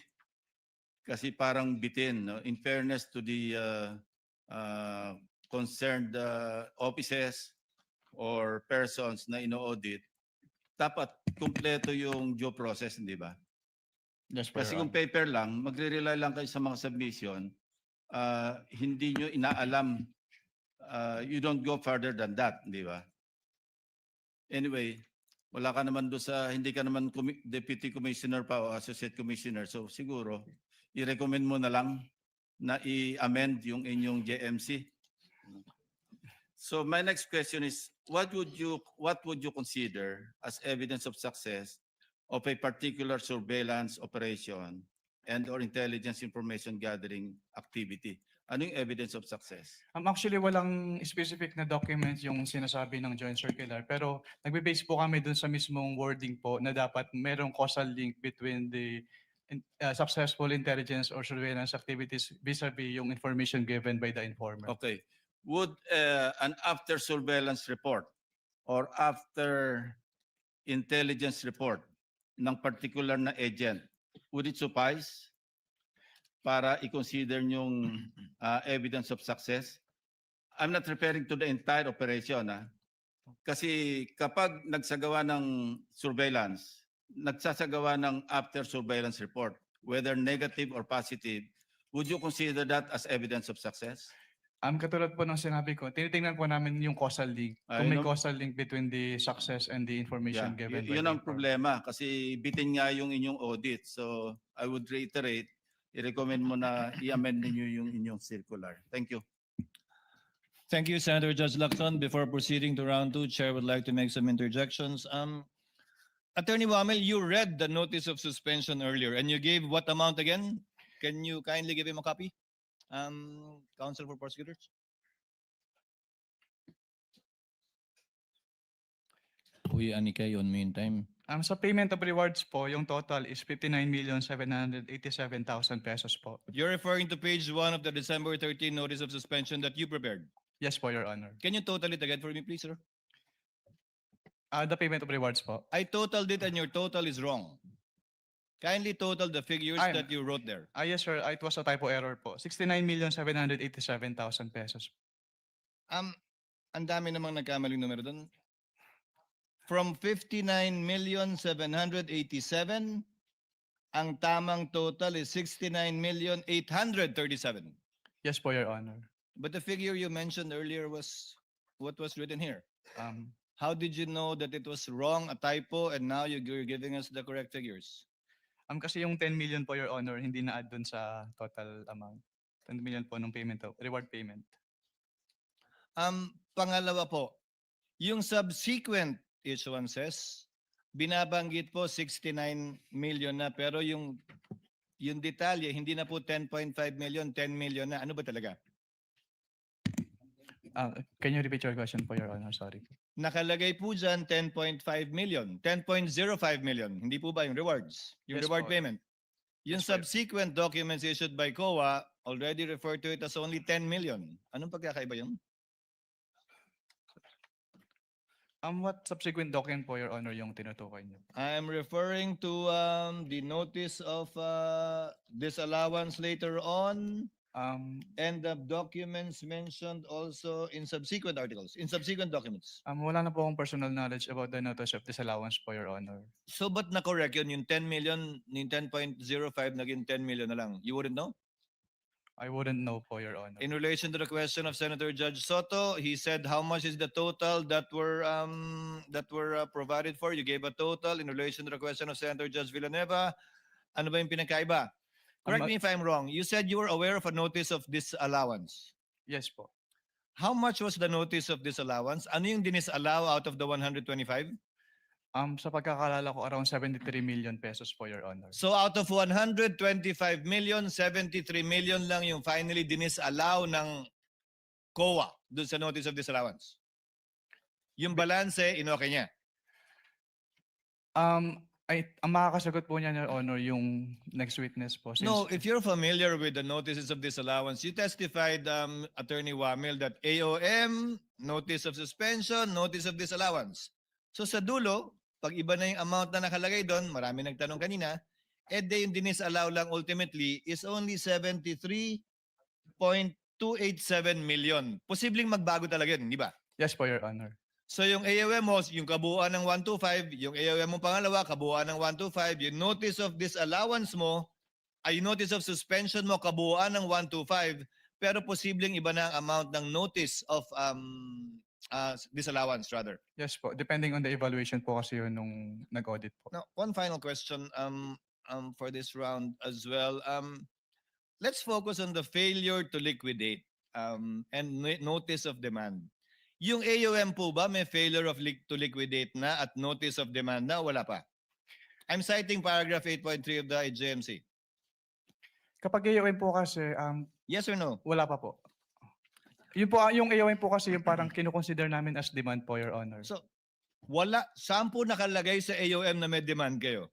Kasi ni-require po namin sila na to comply with the submission po of the documents. Attorney Wamil, there is a big difference because your notice of suspension, does it include the demand? Pardon, Your Honor. Does the notice of suspension include a demand to pay? Wala pa po, Your Honor. Isn't it correct na nandun lang sa notice of disallowance yun? Based on the joint circular po, doon po Yes. ni-require po na mag-restitute. Sa notice of disallowance na. Yes. po. Wala sa AOM, walang demand sa notice of suspension, sa notice of disallowance. The demand to pay po. Yes, Yes. Your Honor. So, when will the presumption come in? Under paragraph 8.3. Kung wala pang failure to liquidate, dahil hindi pa final, kung wala pa yung demand until notice of disallowance na hindi pa final, kailan po papasok yung presumption o prima facie doon sa 8.3? Ang wording po kasi nung 8.3, Your Honor, failure to liquidate. So failure, kasama po doon yung failure to submit the documents. Hindi po kasama yung failure to pay kung ano man po yung dinedemand. Nakalagay po doon, failure to liquidate upon demand. Yes po. So ang sinasabi po doon ay isubmit yung complete documents with the ICPAO. So, pag hiningi nyo at hindi pa nasasubmit, failure na yun sa palagay mo? Yes sir, kasi ang sabi lang naman po is upon demand, na hindi sila nakapag-liquidate po. That is your interpretation, sir, correct? That is not found in the GMC. Ang binibase ko lang po doon sa provision po ng GMC, Your Honor. Sa interpretation mo nga ng GMC. Yes po, Your Honor. To avail of round 2, Senator Judge Pangilinan. Thank you, Attorney Wamil. To avail of round 2, Senator Judge Pangilinan. You have 2 minutes, sir. Thank you. Doon tayo sa yung acknowledgement receipts, no? So, andito yung mga acknowledgement receipts for December 21 to 31. No? Ang napansin ko rito nga, lahat buo ang numero, no? Walang butal. 250,000, 500,000 na acknowledgement receipt. Yes. Tama ba na kapag resibo na official, ang malamang hindi buo, no? May butal, di ba? May detalyado, malamang, di ba? Malamang po, Your Honor. Okay, based on your experience. So dito puro buo, 250, 500, ni isa walang butal. Walang sentimo, no? So, yun medyo isang concern natin yun, ano? Pangalawa, 111 disbursements in one day. Naka-date. Do you confirm that? Wala po akong data nung Oo, number this po. is about December 23, 2022. Nakalagay dito date December 23, December 23, December. Binilang namin 111. Isang araw, no, totaling 17 million. Pagka ganyan ba, would you consider that usual? Disbursement, 111 disbursements in one day? Wala pong specific provision yung circular as to that. Yes, but the circular says to prevent irregular, excessive, di ba? Extravagant. So, would you consider this, does this fall under regular, irregular, or you wouldn't know? I wouldn't know po. Okay. Pero that's unusual po, pero I wouldn't know if it is irregular since wala Okay, naman pong provision. so we come back to the term unusual. Okay. So this is unusual. Doon sa nabanggit mo kahapon, yung usapin nung meeting ninyo, yung audit query, nabanggit nyo na hiningi, di ba nagka-meeting kayo, nagkaroon ng audit query, hinihingi ang audit query sa halip na AOM, tama? Yes po, Your Honor. Okay. At hindi kayo pumayag? Yes po, since wala naman po siya doon sa aming joint circular, Your Honor. Kung pumayag kayo na wala sa joint circular at nagbigay kayo ng audit query na hinihingi ng OVP, would you be violating the joint circular? Yes po. Kaya hindi po kami nagbigay, Your Honor. In other words, an audit query would be a violation of the joint circular, tama? Hindi lang po siya sanction, Your Honor. So, hindi Yes. po siya part nung ini-issue namin. Okay, okay. Pero hindi nga part. Pero kung ginawa nga ninyo, based on your experience as auditor, you would be violating your own issuances. Yes po, Your Honor. That's why you refuse to give the audit query as requested and instead tinuloy nyo yung AOM. Last question, Mr. Kindly wind up. Yes, last question. Binanggit mo na hindi tinanggap yung AOM nung inisyu ninyo. Tama ba yun? Yes po, Your Honor. Bakit? Alam nyo ba kung ba't hindi tinanggap? Dahil walang authorization? Tama ba yun? Yes po, wala daw pong mag-receive. Ganyan ba dapat? Ganyan ba ang kalakaran pagka ang isang ahensya ng pamahalaan ay binigyan niyo ng AOM? Nangyayari ba yan na hindi tinatanggap ng ahensya? Yan po yung first time na nangyari po, Your Honor. So, that's unusual. Yes po, that's unusual po. No further questions, Mr. President. Thank you, Senator Judge Pangilinan. Before proceeding to the other round two availers, Chair would like to recognize Senator Judge Zubiri, who will be availing of his first round to make his interjections. You are recognized, sir. You may proceed when you're ready. You have 2 minutes. Thank you very much, Mr. Presiding Officer. Magandang umaga po, Attorney. Good morning po, Your Opo. Honor. Ito broad strokes lang po ito, Mr. Presiding Officer, to my dear colleagues. Kasi sa iyong pananaw, dito sa findings ninyo, napapakita ba na may possibility of misuse and abuse of government funds on confidential and intelligence funds? There is a presumption po, Your Honor. Yes. And hindi lamang to para sa opisina ni OVP, di ba? I'm sure sa tagal mo, sa iyong karanasan bilang investigator ng COA, ganito din ang findings mo sa maraming mga ahensya.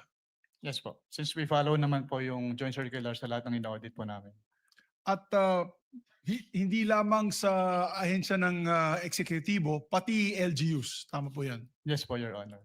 Yeah, the reason why I'm taking this up at gusto ko pong tanungin po ang ating witness is sa iyong eksperyensya, dahil sa lack of accountability using confidential funds as a excuse na nagkakaroon ng abuso at corruption dito sa pondong ito. Yes po. Yes, kasi obviously, Mr. Witness, is pag sinabing confidential in nature, wag na kayong magtanong. Basta ginamit namin yung pera. Hindi sa tingin mo, tama po yan o hindi? Hindi po, Your Honor, kasi ang confidential fund ay public funds pa rin naman po. So it must follow the strict accounting and auditing rules po para So- maiwasan po yung misuse. So talagang hinahanap ninyo yung paanong nagastos yung pera, paano yung nagkaroon ba ng plano of action, at paano nagastos ang pera at saan pumunta yung pondo. Tama po yun. Yes po, Your Honor. Dito po sa case ni OVP sa Office of the Vice President, meron ba ganung klaseng plano? Meron ba ganung klaseng accounted use of the funds? Since ang audit po namin ay document-based, so nagbe-base lang po kami dun sa sinasubmit sa amin. So kapag hindi po properly liquidated, meaning hindi submitted lahat ng documents or yung documents ay hindi compliant dun sa requirements ng joint circular, nagkakaroon po ng presumption na yung amount is put to personal use or benefit po. Yes, kasi nung ako po yung naging Senate President for 2 years, we had access to the reports of confidential and intelligence funds. And in these reports, makikita po natin one particular agency, talagang detalyado. Ito po ay panggamit sa buy-bust operation ng drugs, ito po ay nabigay sa informant, ito po ay nabigay sa mga tumulong paghuli nito mga tao ito. Ayan ba'y ganun din po nakita ninyo sa OVP, use of confidential funds? Pwedeng pa ulit po ng tanong, Your Honor. Sana mabigyan po ako ng leeway ng ating presiding officer. Basically, nung ako po yung naging Senate President, yung confidential intelligence funds ay dinadala dito during budget hearing. So para ma-review po ng Senado. Ang ginawa ko po, nung ako po yung Senate President, binuksan ko po ito sa majority at minority. As a matter of fact, Senator Risa Ontiveros, Senator Coco Pimentel was the minority leader then. Binuksan po natin yan para makita ng lahat yung paggamit nitong confidential and intelligence funds through the reporting of the different agencies. May mga ahensya na makakapal ang mga sinabmit sa Senado para makita kung gaano nila o paano nila ginamit yung pera. Dito ba po sa Office of the Vice President, ganun din ba po kadetalyado ang report na binigay po sa COA o nakita ng COA sa paggamit ng mga pondo nila? Hindi po, Your Honor. Hindi po. Opo. Okay, and the reason why, and I'll end this as a statement, the reason why we need to really curtail the use of intelligence and confidential funds on the possibility of abuse, and not only on the office of the Vice President. This also goes to all agencies of government. Kaya limitado na po sa armed forces na lang yung ating confidential funds tuwing nag-approve po tayo ng budget. At kasama na po dapat dyan yung LGUs. Dahil yung LGU po ay matindi din ang pag-abuso ng kanilang confidential intelligence funds. Tama po po yan, Attorney? Under your experience. Yes po. Kulang po yung safeguards, Your Honor. Maraming salamat po. Thank you, Senator Judge Zubiri. Next would be Senator Judge Erwin Tulfo. You may proceed, sir. When you're ready, you have 2 minutes. Mr. Witness, napansin po ba ninyo na yung isang acknowledgement receipt na 220,000 para sa payment of reward, parenthesis, various goods, para kay TJ Verano, 220,000 po ito. Ang date po ng receipt ay December 22, 2026. Samantalang ang expenditure ay para sa taong 2022. Typo error po ba ito o minadali ang paggawa ng AR? 2026 po, Your Honor. 2026 po. Ang acknowledgement receipt. December. Tama, 2022 acknowledgement receipt. Ayan po. Ay para sa 2022 po yata ito. Is this typo error or sa tingin ninyo ay minadali? Nagkaroon po kami ng findings about dyan, Your Honor. Lahat po nung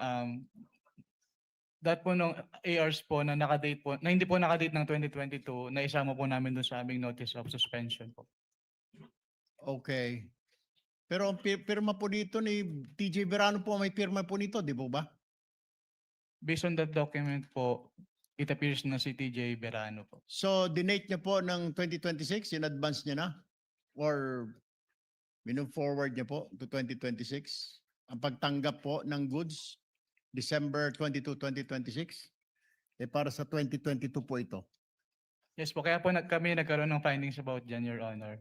Okay. So, question ho ninyo. Opo, kinwestiyon po namin. Pangalawang katanungan ko po, pinajustify niyo po ba sa OVP bakit gumastos ito ng 2 milyon kada araw para sa safe house?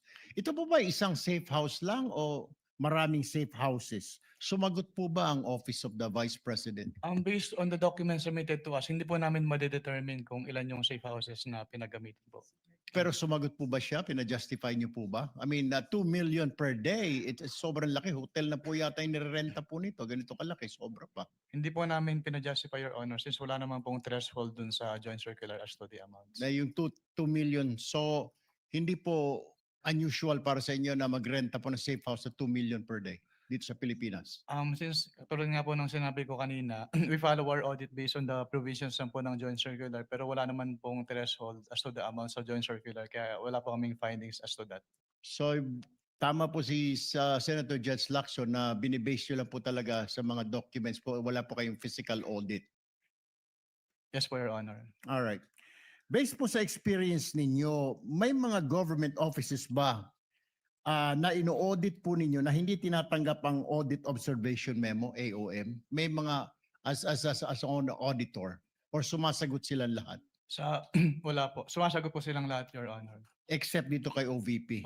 Hindi po tinanggap ni OVP yung aming first AOM nung nag-attempt po kami nung unang time po. All right. That's all, Presiding Officer. Thank you. Thank you. Chair would now like to recognize our minority leader, rather, Senator Judge Alan Cayetano, for his availment of the first round.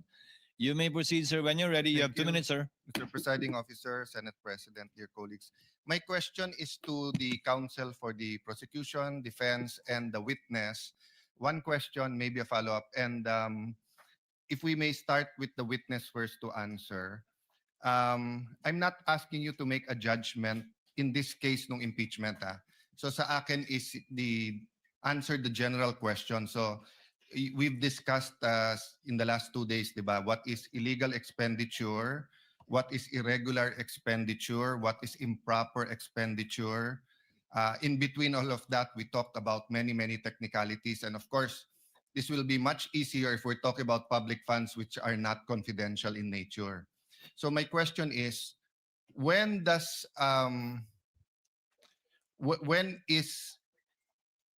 when we analyze the expenditure, when is it in the nature of an administrative problem na parang o mag-submit lang kayo, i-justify nyo to, o kulang lang ng dokumento, i-supply nyo to, and when does it go up to na criminal na in nature na sandali lang, may anomalya na dito, or we might file charges against you? Ano yung bar niyan, di ba? So sa mga senator judges na nanonood ngayon and sa publiko na nanonood ngayon, because nga confidential expenditures are in a class by itself, di ba? Peace and order is so important, security is so important.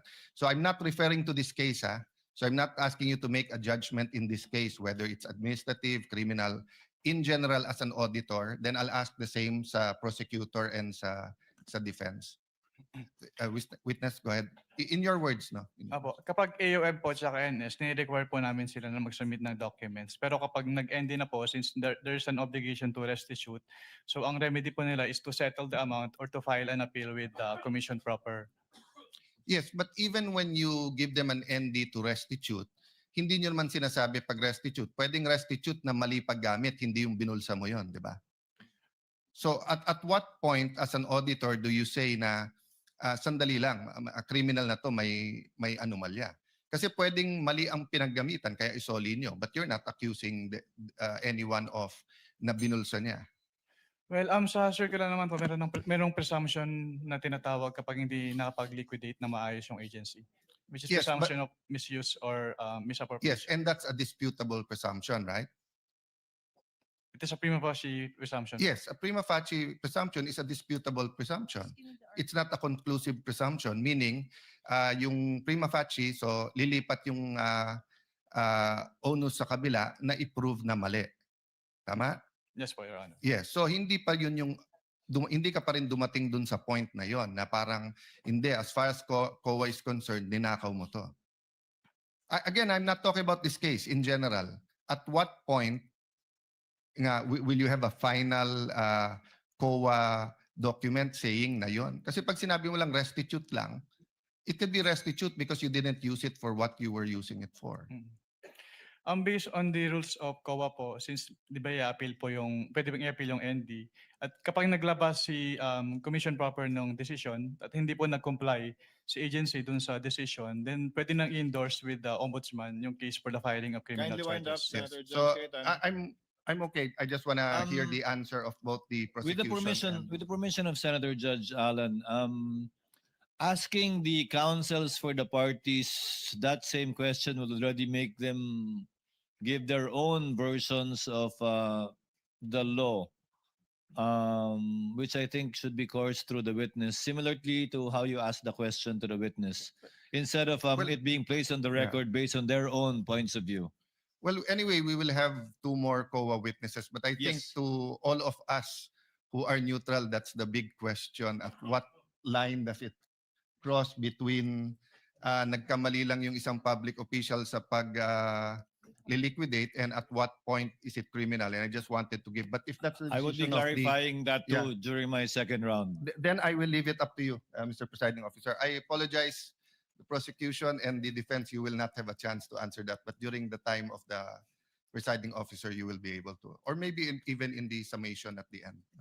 Thank you for your understanding, Senator Judge Allen. Senator Judge Soto for his interjection and availment of round 2. Thank you, Mr. Presiding Officer.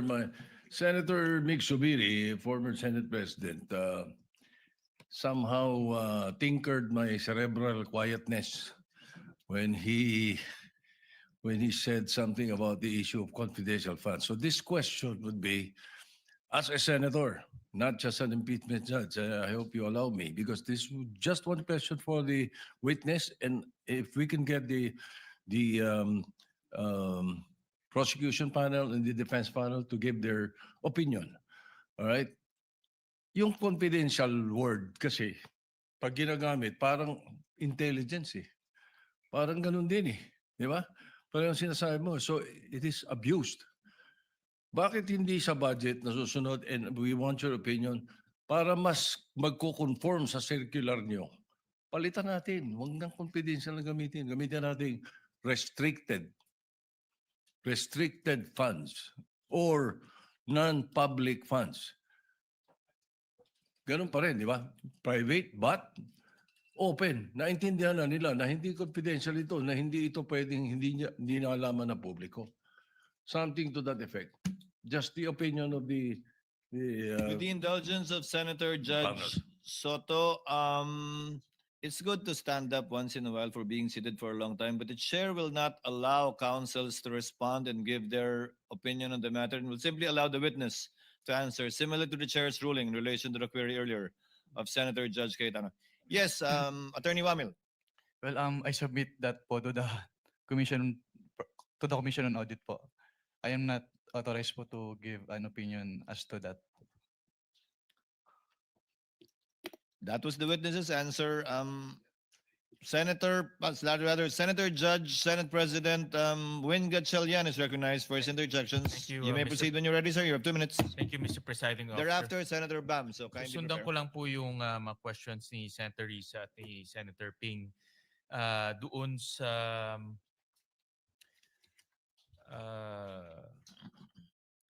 payment of rewards to informers without documents evidencing the success. Kanina natanong ni Senator Ping at ni Senator Risa tungkol dito. Ngayon, anong klaseng ebidensya ang hinahanap ng COA, ikaw in particularly, evidencing success? Since yung circular naman po ay walang binanggit na particular evidence, ang tinitingnan na lang po namin sa mga sinasubmit ay yung causal link between the successful information gathering or surveillance activities and the information given by the informer. Can you give an example kung paano ginagawa niya ng ibang agencies? Opo. Nagsasubmit po sila ng certification po, Your Honor. Give me an example lang. No? Ano yung causal link? Anong example ang binibigay ng ibang agencies? Nakalagay po doon kung ano yung naging successful surveillance or information gathering nila at kung yun ba ay dahil naging resulta nung information na binigay nung informant po. So ganun, may nagbigay sila ng reward or nagbigay ng pera para sa informant at mayroong success. Ganun kasimple. I can only say lang po yung kung ano yung sinasabi dun sa provision ng Joint Circular, Your Honor. I'm referring to the other agencies because I want to understand bakit hindi sila, allegedly, bakit hindi sila nakasubmit. Anong ginagawa ng ibang agencies na audit mo? Hindi ko na po pwedeng i-disclose yan, Your Honor. But in simple terms, may reward at may success. Yes po. And dapat may pakita nila na it must be on the account of the information given po by the informer. Okay. And then meron akong in the documents that were provided sa amin, meron ditong document galing kay Colonel Raymond Lachica, a certification basically certifying, and this is for December 20 to 31, 2022. At nakasabi dito, no untoward incidents in the implementation of the Office of the Vice President programs, project activities, as well as engagement of the Office of the Vice President. Hindi ba itong certification, no untoward incident, nagbigay ng reward, hindi ba ito sufficient to say na successful? Hindi po, Your Honor, kasi hindi naman po pinakita dyan yung causal link between the successful intelligence gathering or surveillance activities dahil sa information na binigay ng informant. Kasi in my own analysis, merong reward na binigay, walang untoward incident. Opo. That is the end goal, peaceful. Opo. Bakit hindi ka tanggap-tanggap itong para sa iyo ikaw kasi nag-audit nito? Opo. Yun nga po, Your Honor, since we base our findings kung ano po yung wordings ng Joint Circular. So yun po yung tinitingnan namin, yung causal link between the successful information gathering and surveillance activities vis-a-vis yung information given by the informer. So dapat po maipakita. Who determines the causal link? Kasi that's very subjective, di ba? Opo, dapat po maipakita nila yung But who determines? the auditor po. Which is ikaw in this case. Tama? Kapag sinamit po sa amin, Your Honor. Pero it is the ano po, since it was the agency who gave the reward, so dapat maipakita po nila. Oo nga, but who determines that causal link? Sino ang nagde-determine na may link? Si auditor po. Which is ikaw nga, no? Kasi ikaw ang nag-audit nito, tama? Yes po, Your Honor. Okay. And dahil tinitignan ko parang mayroon naman certification, but I want to understand bakit hindi siya pumasok doon sa hinihingi mong dokumento. Opo. Hindi po kasi pinakita dyan, Your Honor, na yung naging result ay dahil sa information na binigay ng informer. Yun po kasi yung gusto namin makita. All right. Thank you. Thank you, Mr. Presiding Officer. Thank you, Senate President. Next to make his interjections would be Senator Bam Aquino, thereafter Senator Marcos. You may proceed, sir, when you're ready. You have 2 minutes. Maraming salamat. My question is for Attorney Poa. Attorney Poa, what is the official position of the respondent with regard to Piatos, Andy Lim, and all of these names that are brought up? Are they real people or are they aliases? Sir, I would like to answer your question, Your Honor, but that is part of the yes, legal strategy, which you will see when we present our Okay. evidence in chief. That's Again, fine. may the That's chair, fine. may the But I chair understand the question. remind Senator Judge Bam, as far as practical, let's let the witness present their evidences and not allow the counsels to make conclusions of either fact or law, nor divulge their No. respective legal theories. These are not legal theories. In your previous answers, there was no referral to these individuals as either aliases or real people. In Correct, your previous Your Honor. answers. Correct, because that was precisely our legal theory then, that there was nothing to answer at that point, Your All right. Honors. But Mara- we will definitely show you our theory once we are given the opportunity to present our evidence in chief, Your All Honor. right. Maraming salamat, Attorney Poa. Attorney, during your conversation with the OVP, nung panahong binubuo yung AOM, may nagbanggit ba sa kanila na, oh, itong mga pangalan to, alias to? Or never nila nabanggit yung tungkol sa alias nung nag-meeting sila sa'yo? Nung time po na yun kasi hindi pa nila na-submit yung documentary evidence of payments po. So there's never been any indication from their responses or any calls that these names that are being brought up are indeed aliases? Wala. Wala pong indication. Okay, thank you. Yung ibang ahensya na ino-audit ninyo, gumagamit rin ba sila ng alias? We wouldn't know po kasi dun sa mga document na sinasubmit sa amin, hindi naman po naka-indicate if it is an alias or not. And it's not up to you to find out whether these are aliases or not. Yes po, since wala nang pong provision dun sa joint circular, Your Honor, with respect to the Okay. aliases. So itong paggamit ng alias, to your knowledge, hindi nyo alam sa mga ino-audit ninyo, but to your knowledge, gumagamit ba ang ibang ahensya ng mga alias? I wouldn't know po since katulad nga po, hindi naman po bukod dun sa sinasubmit nilang documents, wala pong naka-indicate na yung name ay alias po. And the position of COA is hindi ito bawal pero hindi rin to pwede. Yes po, kasi silent po yung joint circular, Your Honor, as to that. Okay, but your appreciation is totoong tao ito. Kasi may pirma. Tama ba? Lahat ba ng AR may pirma? Sa pagkakaalam ko po ay meron naman po. So kung alias at di ko naman pangalan to, pipirmahan ko pa rin. Or pag alias ba ay dapat wala nang pirma. I wouldn't know po if it is an alias since wala naman po naka-indicate dun sa document that it is an alias po. Okay, and we'll give the defense their time later on during their part to talk about this more as part of their strategy. Thank Sige, you. let me change topic. Ito yung mga tanong ni presiding officer, ni Senator Cayetano rin. Yung pag-escalate from AOM to notice of suspension, to notice of disallowance, to referral to the ombudsman for cases. Years ba ito? Time ba ito? Oras ba ito? Ano yung decision point ninyo para iakyat to the next level yung or i-escalate to the next level yung mga utos ninyo? May clarify po kung ano po yung next level po. So from AOM to NS and NS to ND and ND to referral to OMB. Kapag AOM po, meron po silang 15 days to reply to the AOM. Tapos kapag hindi pa rin sila compliant with the findings po, that's the time that we issue a notice of suspension. At kapag naka-receive po si agency ng notice of suspension, meron po siyang 90 days within which to comply. Pero pag hindi po rin po sila compliant, then doon na po kami mag-i-issue ng notice of disallowance. Okay. In general, not the case of the OVP and DepEd, kapag may notice of disallowance na, naniningil na kayo, di ba? Yes po. And the next step is to refer to the ombudsman. May remedy pa rin po naman si Okay. agency. Paki-explain nga ano Which ba is yung to remedy? settle, bayaran yung amount or to appeal Within?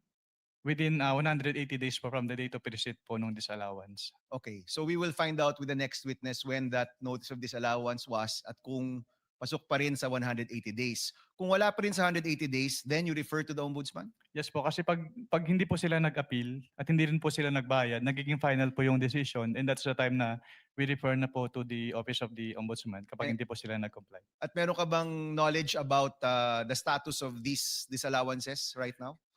Wala po, since confidential po yan, hindi naman po yan ina-announce sa buong COA, so I wouldn't know po. So let me ask the prosecution, final question. Is that the next witness? Is that going to be the testimony of the next witness? Itong disallowance, 180 days na lumipas, at kung may referral to the ombudsman? Yes, Your Honor. All right. Thank you, Mr. Presiding Officer.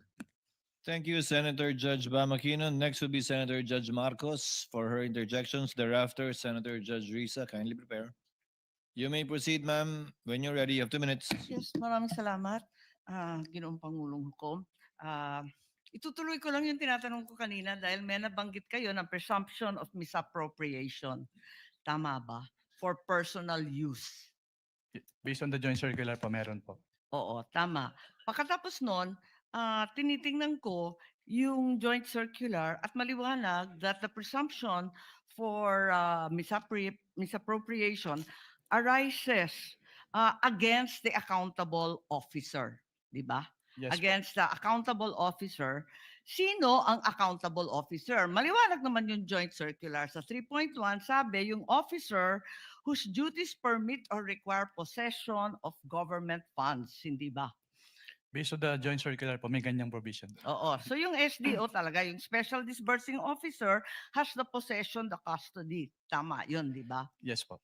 O kung ganon, if the presumption na personal use ayon sa 8.3 ng Joint Circular, failure of the accountable officer to liquidate any public funds is tantamount na nga to that presumption. Hindi Yes po po. ba? Yes po. So, ang tanong dito, sino ang accountable officer dito sa sitwasyon na to? Kasi ang liwaliwanag na hindi naman si Vice President ang payee. Hindi naman sinasabi na nasa kanya yung pera. Ang liwanag sa inyong joint circular that the special disbursing officer is the one who was designated by the head of agency to have custody, di ba? And in the case of the OVP, si Acosta yon. In the case of DepEd, hindi ba si Fajarda yon? That is not entirely correct po, Your Honor. Because under the joint circular, it shall be the responsibility of the head of the agency first to approve yung cash advance. Pangalawa, to Oo nga. oversee yung agency-wide utilization. Pangatlo, to ensure compliance with the joint Unresponsive circular. po, And also po, inattest din po ni OBP yung unresponsive po. Ang tinatanong ko lang, hindi ba yung designated, yung SDO, si Fajarda lang at si Acosta, hindi si VP, hindi siya yung payee eh.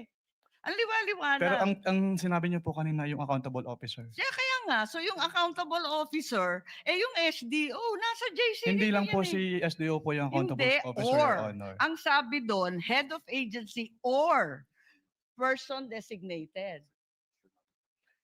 Oo, ang liwanag sa definition ng joint circular. Mag-yes or no ka lang, kanina ka pa inaaway mo ko lagi.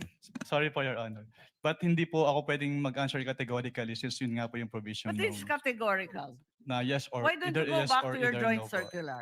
Yun po. Kapag Okay. sinabi po kasing Doon categorical, sa it's either yes definition, po ang or- liwaliwanag, SDO kapag na-designate ng head of office, di ba? But hindi po kasi doon na nalilimit lang yung term na accountable officer kasi may other provisions na applicable pa rin po with respect to the term accountable officer. Asan? Kasi napakaliwanag doon sa definitions, napakaliwanag sa 8.3 ng joint circular. Yun nga po yung na-mention ko kanina. Interpretation na ninyo yun, Ah, hindi pinapalawak po. ninyo andun eh. Head of office, Hindi head po of agency, or designated. Hindi po, Your Honor. Kasi yun nga po, nakalagay po dun sa Sabi mo kanina yes, ngayon no naman. wala po akong sinabing yes po, O Your sinabi Honor. mo kanina, oo, SDO nga in charge. Sinabi ko lang po kung ano yung, kinonfirm ko lang po kung ano yung SDO po, Your Honor. Attorney Wamel, kindly avoid arguing with I Senator apologize Judge po, Your Honor. Marcos. O sige Sorry. po. And kindly wind up, Senator Okay, Judge okay. Marcos. Pwede lang itanong kasi nalito ako kahapon.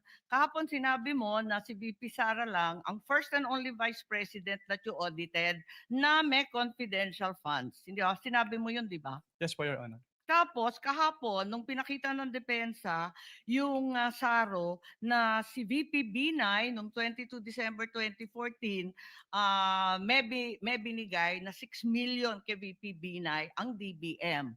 Alin ba ang totoo sa dalawang sinabi mo magkatunggali? Yung pinakita po kahapon ay special allotment release order po. Ano.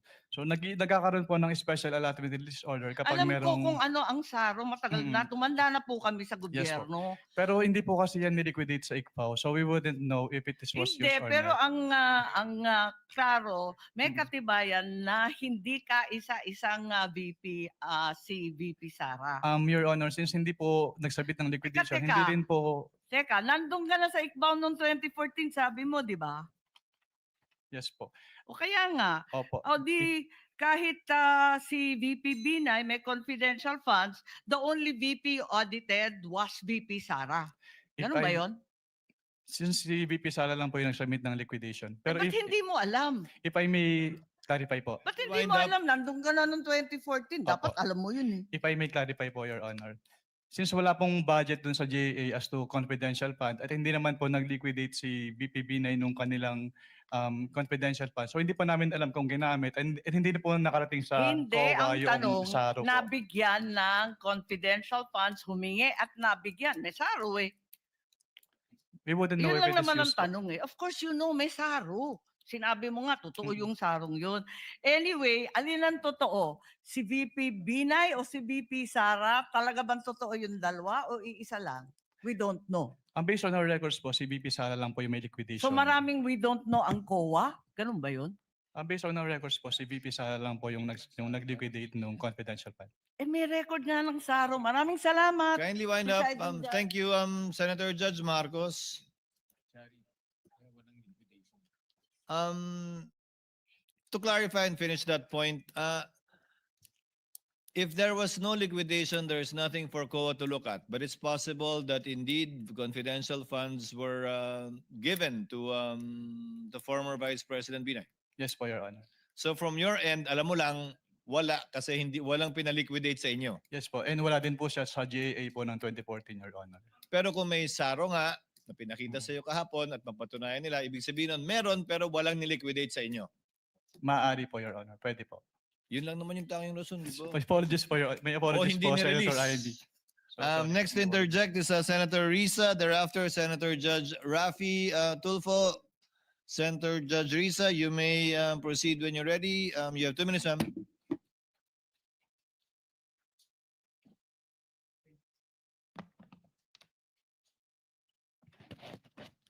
Salamat po, Mr. Presiding Officer. So to clarify further and confirm, hindi nagbigay ng evidence of success si Vice Presidente, pero lumabas ang pera at marami ang nakatanggap ng reward. Tama based po? on the documents po, Your Honor. Yes po. Yes, based on the documents. Now, based on your experience po, karanasan nyo bilang auditor, ano pang pinahihiwatig nito? Pwede pong pakiclarify Ano po yung pinahihiwatig na hindi nakapagbigay ng patunay ng success ng intelligence or surveillance operations, pero maraming lumabas na pera at maraming tumanggap ng reward?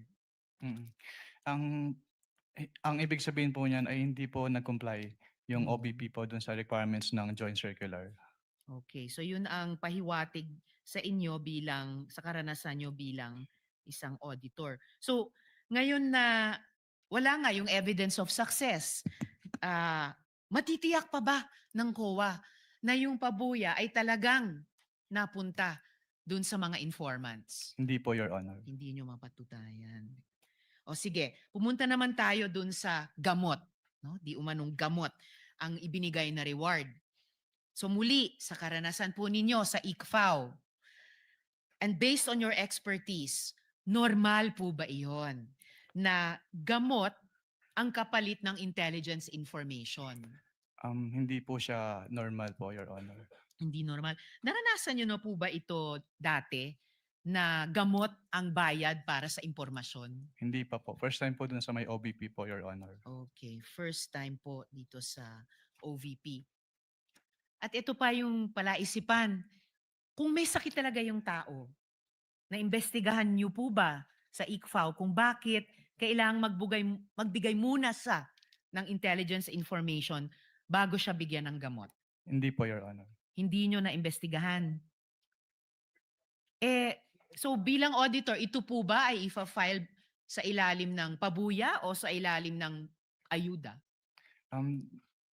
Pwede po kasing tingnan yan. Kasi since document-based po kami, pwede po siyang tingnan as payment of rewards, pero pwede rin po siyang tingnan as provision of medicine.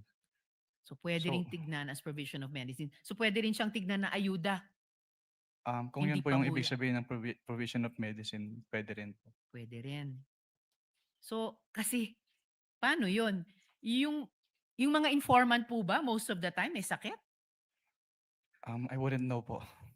Natanong nyo ba kung ang gamot na yan ay para saan? Hika ba? Alta presyon ba? Diabetes ba? Hindi po. Hindi rin.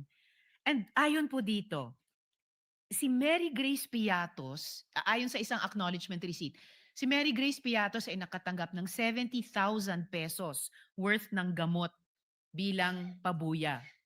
Ano po ba yung sakit niya? Hindi ko po malalaman since wala naman po dun sa document po na sinamit. Kindly wind up. Will do, Senator Mr. Judge Risa. Presiding Officer. Pero may paraan po ba ang ICFAO malaman kung ano yung sakit niya? Kasi binayaran natin ito eh. Pwede po namin tanungin, Your Honor. Pero since document-based po kami, kung ano lang po yung nasa document, yun lang po yung malalaman namin. Document-based pero pwede niyong tanungin. Yes po. Okay. Kapag may mga hindi normal na pangyayaring ganito. Yes po. Allowed po kami under 6.2.3.7 of the Joint Circular. Okay. Salamat, Mr. Witness. Salamat, Mr. Presiding Officer. Thank you, Senator Judge Mag-round Risa. three po ako kung meron po. Salamat. Let's try to finish the interjections of Senator Judges before we pause for lunch so that we can resume with the new witness of the prosecution after lunch. Senator Judge Rafi Tulfo is recognized. Thereafter, Senator Judge Villanueva for the availment of round 2. You may proceed, sir, when you're ready. You have 2 minutes.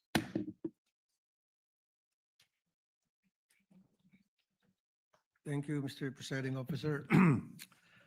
Mr. Witness, sa panahon na kung saan kabilang ka ng ICFAO at ikaw ay mga nag-audit ng mga ahensya ng gobyerno, meron ka na bang, bukod sa OBP at saka sa DepEd under PP Sara, meron ka na bang ibang agency ng government na na-issue niyo ng disallowance? Sa pagkakalam ko, meron na po. Ano itong mga agency na ito? Hindi ko po pwedeng i-disclose. Your Okay. Honor. At bakit? Bakit sila na-issue ng disallowance? Dahil yun nga po, since ang basis lang po namin ay yung Joint Circular, hindi po compliant dun sa provisions ng Joint Circular. Hindi compliant. Okay, so nung na-issue ng disallowance yung office ni BP Sara, ano yung naging tugon nila? Wala na po akong personal knowledge, Your Honor, kasi wala na po ako sa ICFAO. Okay. Nabanggit mo rin na ikaw nga'y pinuntahan sa tanggapan mo sa COA para magkaroon ng tinatawag na audit query. Yan bang kauna-unang pagkakataon lamang na meron government agency na pumunta sa opisina mo para makipag-usap sa'yo? May mga agency po na nagtatanong, nagsisik po ng clarification with respect to the provisions of the Joint Circular. Pero yung OBP po yung first time na nag-ask po ng audit query. OBP? Yes. Okay. Noong mga panahon na pumunta sila sa inyong tanggapan, pinanganak na ba doon si Mary Grace Piatos? Hindi pa. Meron na bang Grace Piatos noon? Wala po doon sa submissions nila po, Your Honor. Wala pa. Okay. Nung puntahan ka ng Chief of Staff ng OVP at saka yung si Attorney na nandito ngayon, nakalimutan ko yung pangalan niya. Ayoko nang pangitin. POA. Were you intimidated? Wala naman pong ganun, Your Honor. Good. And yun yung isang unang pagkakataon na sabi mo kanina na may pumunta doon para makipag-usap tungkol sa audit query. Yes po. Okay. Anyway, nothing personal to sa'yo, attorney. You're a good lawyer. As a matter of fact, dati nakausap ko siyang meron programang Wanted sa radyo, may problema tungkol sa DepEd, and I call him at sumasagot naman siya. At yung mga sinasagot niya sa akin, okay naman. And for that, hanga ako sa'yo. Doon lang sa programang Wanted sa radyo na mabilis kang lapitan at natutugunan mo yung mga problema na nilalapit ko sa programa ko. Thank you. Thank you. Thank you, Senator Judge Rafi. Mr. Senator Chair. Judge Joel. Mr. Presiding Yes, Officer. what is the pleasure I of don't know if council this for is in order, so I would just like to ask if you would allow me to do so. But since I've always been, I mean, they're alluding, I was alluded to, and references were made to the meeting. If you could just give me maybe 2 minutes to just give context to that meeting. But if I'm not allowed to do so, then I will submit to the ruling of the. presiding Unfortunately, officer. council, no. That's why I also prohibited them from questioning you or Yes, okay. alluding to you in relation to any question. I You will understand. have the appropriate opportunity during your presentation of evidence in chief, if you do so, if you want to explain that meeting. Although I watched you This is- trying to explain it yesterday already, which I will address later. But we will cross the bridge when you present your evidence in chief, Attorney Pao. You will have your chance. Thank you, thank you. I respect that, Mr. Presiding Officer. Senator Judge Villanueva, you have 2 minutes, sir. You may proceed when you're ready. I'll help a bit. Is there anything illegal, improper to that meeting, Mr. Witness? Wala naman po since Thank you. may mga agency naman po na nagtatanong din po sa amin. Thank you. Sa item 4 ng Feb 1 na AOM na ginawa po ninyo, sabi po ninyo masyadong general ang socio-economic program delivery at hindi ito tinukoy yung specific confidential activities. Ano po yung minimum level na of detail na dapat ay nakasaad po doon sa PFP o yung physical and financial plan upang makapagbigay po ng ito ng tunay na authority at spending limit at hindi naman na inilalantad yung sensitibong operational information. Based po doon sa joint circular, dapat naka-indicate po dyan yung specific programs, activities and projects po na pagbabasehan ng kanilang confidential disbursement po. Yung specific confidential activities po na kanilang pagbabasehan, since yan po ay plano, dyan po nakabase yung kanilang confidential expenses. So the PFP is not merely a reporting form. Yes po. Yan po yung basis for disbursement. Dapat po bang approve at sufficiently detailed yung PFP bago ilabas o gastusin ang confidential funds? Kung magbigay lamang po ng mas detalyadong paliwanag, for example, pagkatapos magastos yung salapi, maaari po ba nitong retroactively ma-cure ang kakulangan doon sa PFP? Sa original PFP? Pwedeng pa ulit po ng tanong, Your Honor. Sorry po. Ulitin ko lang Dapat po bang approve at sufficiently detailed na yung PFP bago ito ilabas o gastusin ang confidential funds? At kung nagbigay po sa pagkakataong ito ng mas detalyadong paliwanag pagkatapos magastos yung salapi, maaari po ba nitong retroactively ma-cure ang kakulangan sa original PFP? Maaari po, Your Honor. So maku-cure siya. Ngunit hindi ito nagawa. Kaya po natuloy yung AOM, kaya natuloy dun sa NS. Yes po. Nabanggit po ninyo na limitado yung space sa accomplishment report kaya hindi po maipaliwanag ng ahensya kung ano talaga yung bawat purchase o expense. At dahil dito, tama po ba na hindi dapat ibase lamang ng COA yung kanilang findings doon sa broad labels lamang at kailangan suriin muna ang bawat transaksyon at supporting document?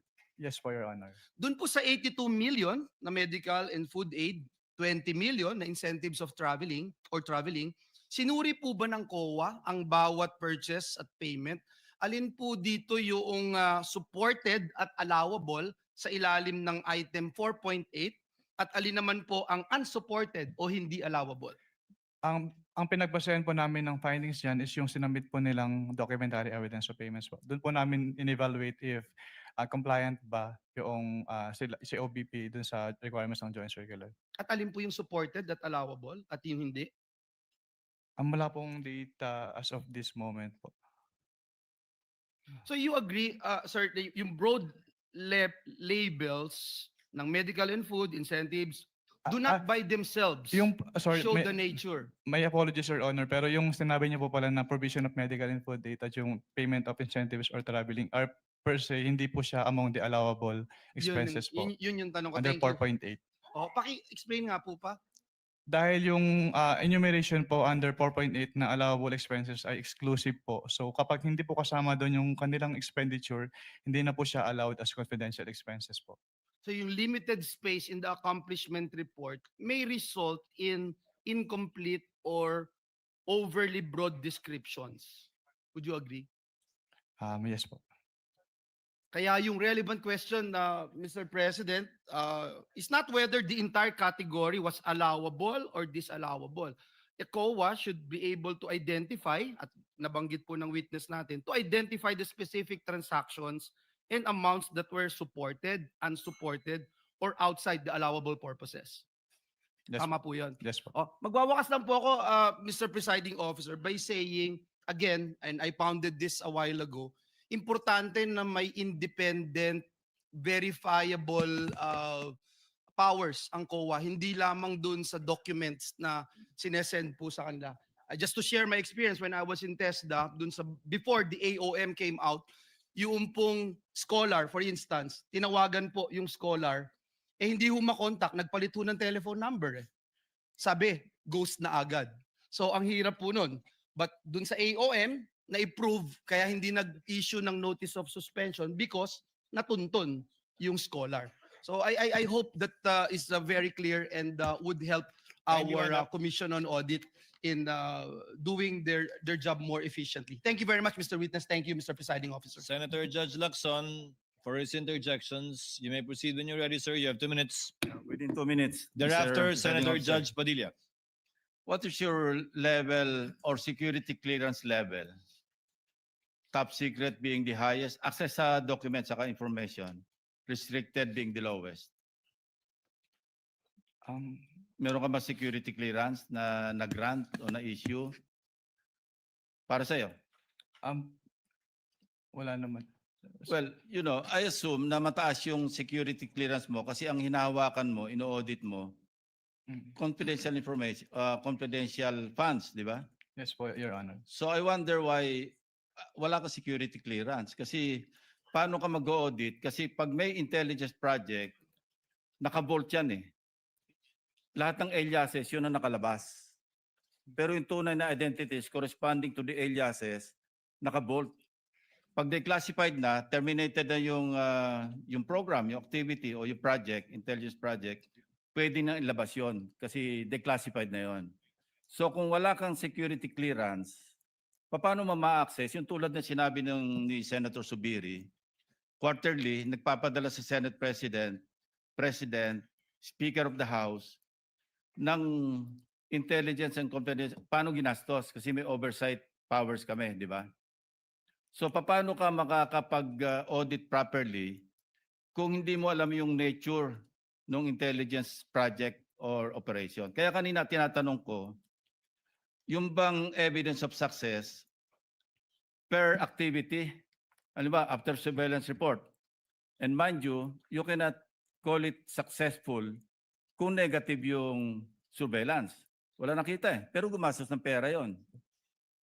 So would you consider that another topic as a success or evidence of success, maski negative yung resulta ng intelligence information gathering, operation or activity, or yung after surveillance report?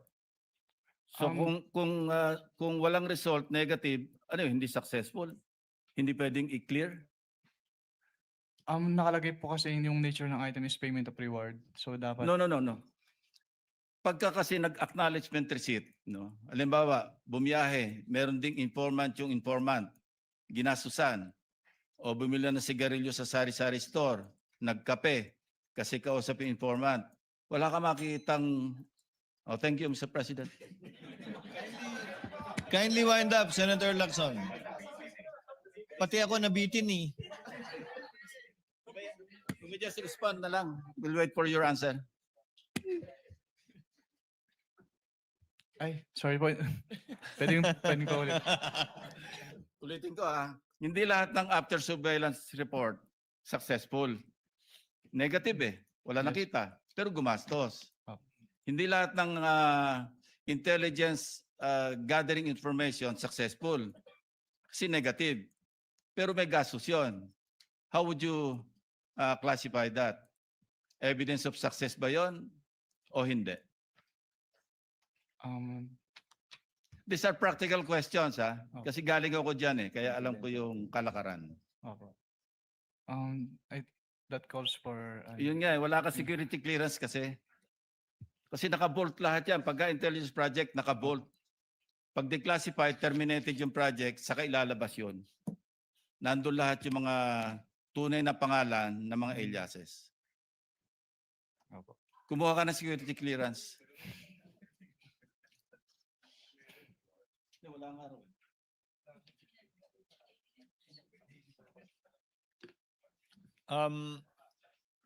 Next to interject would be Senator Judge Padilla. You may proceed when you're ready, sir. You have 2 minutes.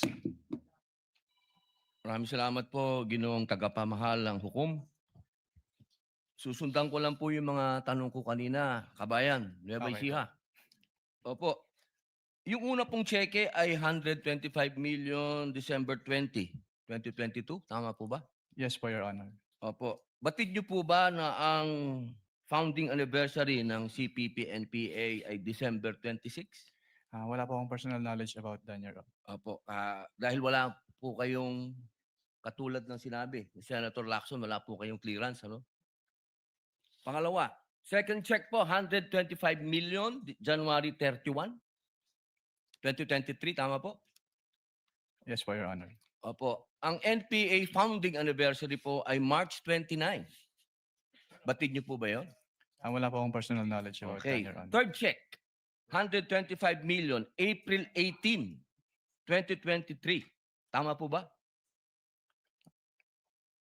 Hindi ko po matandaan yung date po ng check eh. May I refer po to the check po. Stopwatch, please.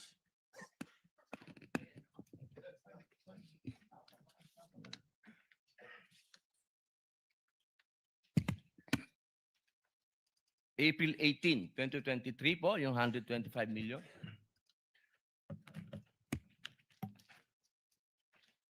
Yes po, Your Honor. Opo. Ang 50th po, golden anniversary ng NDF, National Democratic Front, ay April 24. Kaya ko po nabanggit lahat to. Ito pong mga dates na to, nung December 26, March 29, April 24, lahat po ito, walang nangyaring attack. Lahat po foiled. Wala po. For the first time, wala pong nangyaring attack. Kasi tuwing founding anniversary, may attack. Ang tanong ko po, Ginoong Kabayan, naniniwala po ba kayo na malaki ang papel ng confidential fund at confidential agent? Depende po yan sa kung ano po talaga yung mandate ng agency po, Your Honor. Alam naman po natin na ang DepEd, diyan po nanggagaling ang tinatawag naming sa Communist Party po, ano? Meron po kasing pangkat gerilya, ang pangkat politikal. Yung pangkat politikal, yan po yung mga estudyante na nanggagaling sa universidad. Sang-ayon po ba kayo doon? I cannot answer that po, Your Honor. Okay, dahil wala nga po pala kayong clearance. Maraming salamat po. Thank you, Senator Judge Padilla. Before I let you go, Attorney Wamil, just to continue the points I raised earlier, and to clarify it for the Senator Judges, under 8.3, dapat may failure to liquidate at demand bago maging prima facie. Tama po ba? Yes po, based on the provision po. But the provision simply cites what? Ano po yung basis ng 8.3? Jurisprudence po, Your Honor. Hindi lang jurisprudence, hindi ba? Kino-quote ng jurisprudence ng Martinez ang Article 217 ng Revised Penal Code for malversation. If you read Martinez, that's the jurisprudence cited by 8.3. Hindi ko na po maalala yung Martinez case po. Yun po yung nakalagay na kaso sa ilalim ng Ah. 8.3 na sinasite niyo po mula nung simula pa kayo magtestigo. Nakasad po yun doon. Gusto niyo tingnan. May I Kindly refer po give din? him the joint memorandum circular which he has been quoting from since the beginning.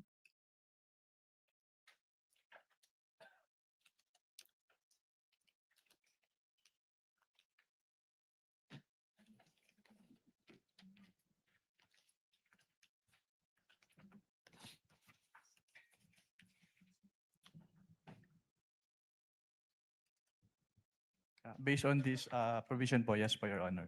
You've been quoting 8.3 the whole day yesterday and today, so I guess you should know the basis. The Martinez ruling of the Supreme Court, which in turn only cited Article 217 of the Revised Penal Code. Are you aware of that, Attorney Wamil?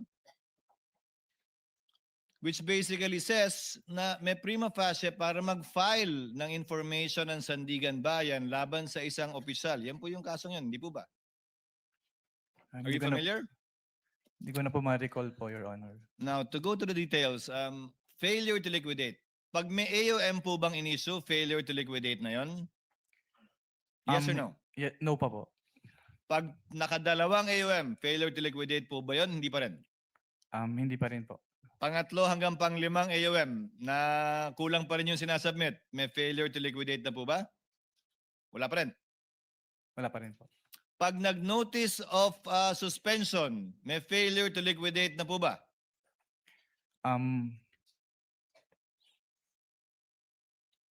May failure to liquidate na po ba sa inyong interpretasyon? Dahil auditor naman kayo, kapag ka nag-issue na ng notice of suspension. Based on the definition po kasi yung notice of suspension, nakalagay po doon na it appears that the disbursement is illegal, irregular, or improper. So It appears, but is it within the purview and definition of failure to liquidate according to your interpretation? Failure to liquidate na po ba yun? Hindi pa. yes po, Your Honor, failure to liquidate. Sa pananaw nyo, pag may notice of suspension, failure to liquidate na. Notice of disallowance, failure to liquidate? Yes po, Your Honor. Ngayon, failure to liquidate pa lang po tayo. Kailan nagiging final yung mga yan? Failure to liquidate. Yung finding na failure to liquidate. Kapag nag-appeal po and then nagkaroon po ng resolution si Commission Proper at nagkaroon po ng final decision. Final and executory na po siya immediately or after X days? Pag nag-final decision na po, yes po, final and executory na po siya kaagad. Immediately? Yes po, pag naglabas po ng decision si Commission Proper, yes po. Paano po pag inapila sa Korte Suprema? Ang basis naman po ang ground naman po nung petition for certiorari is a grave abuse of discretion. So?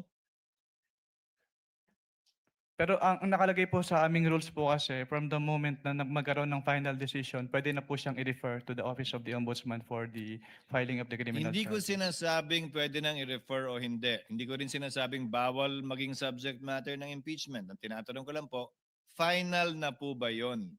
Meaning may failure to liquidate na at final na yung finding na yon o hindi pa kapag ka inapila sa Korte Suprema?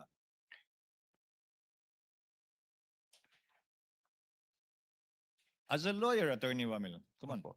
Kasi based on my understanding po, since yung final, kapag nag-issue po ng final order si Commission Proper ng COA, since yun na po yung time na pwede mag-file ng charges, na criminal charge, mag-endorse po for the filing of criminal Hindi charges. po sa filing Ombudsman. ang tinatanong ko. Ang tinatanong ko kung final na po o hindi sa pananaw ninyo. Ang usapan natin kanina, nung tinanong ko kayo, di ba?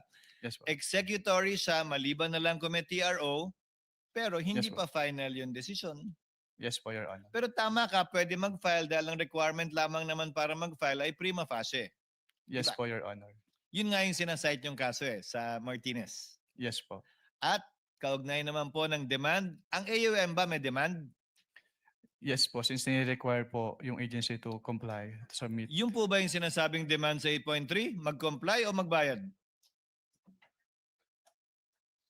Hindi po ba ang requirement ng 8.3 ay mag-restitute na, hindi mag-comply? Ang nakalagay po kasi dito, liquidate po. So yung submission po ng liquidation requirements. Nakalagay po ay failure to liquidate is prima facie. Failure to liquidate and upon due demand is prima facie. Di ba? Yes po, Your Honor. May demand ka ba sa AUM mo? Yes po. Saan nakalagay dun? Saan po nakalagay sa AUM yung demand? Doon sa last paragraph po na hinihingi yung comments and to submit po the supporting documents. So hindi restitution yung pinag-uusapan nito. Demand to submit documents. Yes po. Yung restitution po, Your Honor, kapag may ND po, may notice of disallowance na na-issue. So basta may demand, so sa AUM mo may demand na pero wala pang failure to liquidate. At ang definition mo ng demand is demand to liquidate, hindi po submit the mag-restitute. documents po. Yes po, Your Honor. Tama po? Yes po, Your Honor. So sa puntong ito, sabi mo may alam kang notice of disallowance na kung walang appeal ito, final na yon pag hindi pumasok sa period of appeal.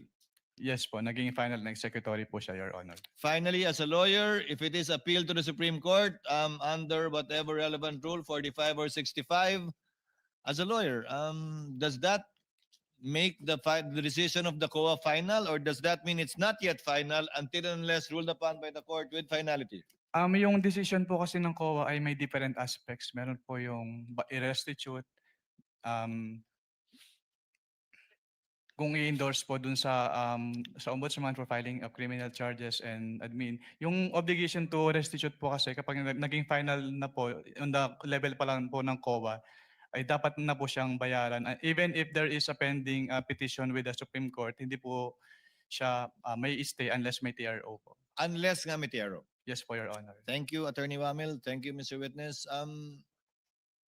You don't want to have lunch yet, Senator Judge Risa? Yes, Senator Judge Risa, before we break for lunch. One question each from Senator Judge Pangilinan as well before we break for lunch and move on to the next witness. Yes, Senator Judge Risa. Salamat po, Mr. Presiding Officer. Mr. Witness, isang huling tanong na lamang po. Sa Government Accounting Code, sino po ang mga opisyal na tinuturing na accountable officers? Under the Government Accounting Code, yung disbursing officer, yung accountant, yung treasurer, yung project officer, and the head of the agency po. At tama po ba na under this law, sa sections 101 at lalo na 102, ang head of agency ay primarily at immediately responsible para sa pondo sa kanyang ahensya? Yes po. At salamat po, Mr. Witness. Salamat, Senator Mr. Judge Presiding Pangilinan. Officer.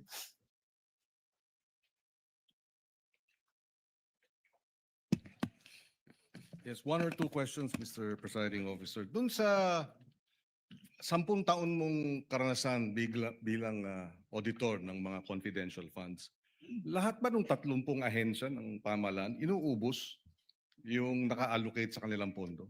Meron pong iba na hindi po. Merong iba. Yes po. So merong nauubos. Yes po. At dito sa mga hindi nauubos, saan napupunta? Binabalik po nila sa National Treasury. Okay. So dito kasi sa 3 quarters, puro ano yun, no? Ubos lahat, no? 2022, 2023 first quarter, second quarter, diba? Yung mga inaudit mo, ubos lahat, di ba? Based on the documents po, Yes. yes po, Your Honor. Yes, okay. So pero merong mga ahensya hindi inuubos. Yes po, sa pagkakalala ko. Dito naman sa usapin nung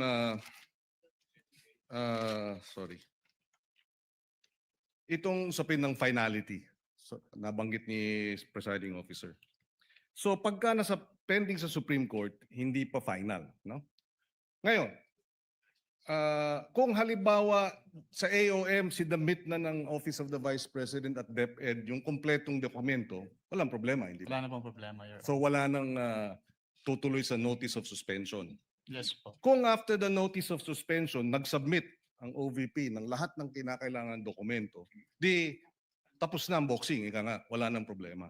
Yes Tama? po, Your Honor. And the same, from notice of disallowance, Pwede pa bang isubmit, mag-reconsider, tapos isasubmit lahat ng dokumento na Pag- nararapat? Pag notice of disallowance po is mag-appeal na lang po or to settle yung remedies po. Hindi na Yes. po yung submission lang po ng documents. Appeal sa NBank. Sa higher authority which is the commission proper po. Yes. And then, doon, pwede rin isubmit lahat ng dokumento. Maaari, hypothetical, di ba? Kapag inalaw po sila. Your Yes, at upon with the leave of the commission, di ba? At pag nasubmit lahat ng mga pertinent documents, wala nang problema, no? Yes po, Your Honor. So in other words, ang usapin lang talaga dito isubmit yung mga tamang dokumento. Tama? Yes po, Your Honor. And I would assume, pagdating sa Korte Suprema, dahil pending halimbawa sa Korte Suprema, pag sinabit lahat ng dokumento ng OVP para patunayan na talagang ginastos ng tama ang pondo, walang problema, hindi po ba? Yes po, Your Honor. So dokumento, ebidensya ng dokumento ng gastos ang usapin dito para mawalang sala o hindi matuloy itong mga disallowances ng COA Yes po, Your Honor. na nagkakahalagang Hindi ko, magkano? disallowance po. Hindi po ako, Sorry, alam pero ko ang yung personal knowledge dun sa amount. yes, about 300 I forget no, pero 3 quarter 'yun ano? 375 million. No, for the OVP, Senator Judge Pangilinan, I think the notice of disallowance only pertains to about 73 For the OVP. million, only for the last quarter. Yes, for the Wala last pa namang quarter. ND lahat ng quarters eh. Sa No, pagkakaalam ko, no hindi pa disallowance pinapresenta. pero may mga suspension. Yes. But we're Hindi pa talking about pinapresenta. several hundred millions na kung masamite lang yung tamang dokumento, wala tayong issue. Yes po, Your Honor. Thank you. Thank you, Senator Judge Pangilinan. Attorney Wamil, salamat po sa inyong oras at panahon at kooperasyon at pagsagot sa aming mga katanungan na may buong pasensya at katapatan sa abot na inyong nalalaman. You are excused, sir, and thank you very much. Thank you. We shall pause for lunch and shall resume at 1 p.m. where we expect the counsel for the panel of prosecutors or the panel of prosecutors to present their next witness in the person of Ms. Eileen May L. Del Ocampo. We are on recess and shall resume at 1 o'clock.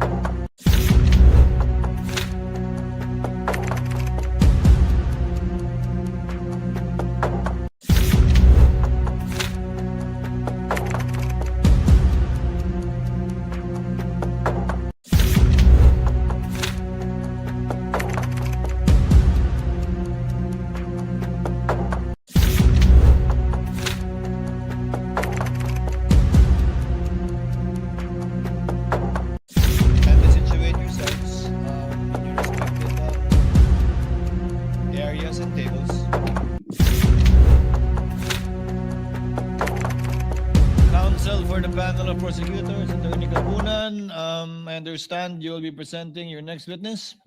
Yes, Your Honor. Kindly call your next witness.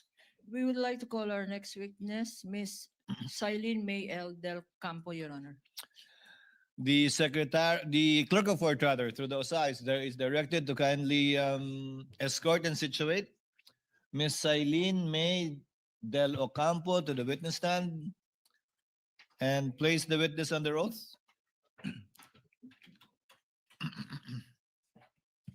Ms. De Campo, please raise your right hand. You, Silene May L. De Campo, do swear that the evidence you shall give in the case now pending between the Philippines and Vice President Sara Zimmerman Duterte shall be the truth, the whole truth, and nothing but the truth. So help you God. Yes po. Kindly sit down, ma'am. Attorney Kapunan, I understand that you will be doing the direct for this witness. Yes, Your Honor. On the part of the respondent, may I get your name, counsel? Yes, Your Honor. Hello. Attorney Christine Ferrer for the defense, Your Honor. Attorney Christine Ferrer for the respondent. Attorney Kapunan, you may proceed when you're ready for your direct examination of this witness. With the permission of this honorable court, good afternoon, everyone. Mr. Presiding Officer, Senate President, and honorable Senator Judges. Before we proceed, Your Honor, I think it is evident from the boxes in front of us that after the first witness, where we had emptied 4 boxes, we have 11 boxes remaining, Your Honor. As may be seen here, and therefore, we find it necessary and useful to go through a stipulation with the defense counsel, Your Honor. Counsel may proceed. For easy reference, we will likewise be flashing this on the screen with the kind permission and showing documents as we progress to the defense counsel.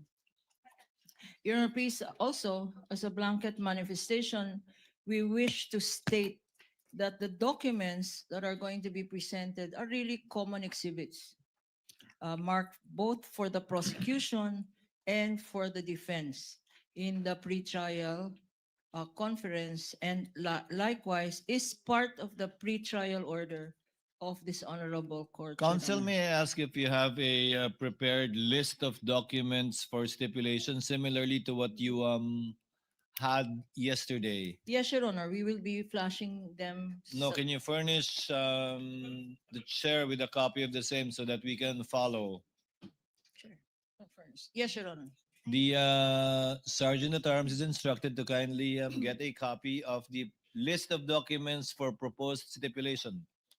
Likewise, Your Honor, for the rest of the impeachment court, Your Honor, we have them flashed on the screen.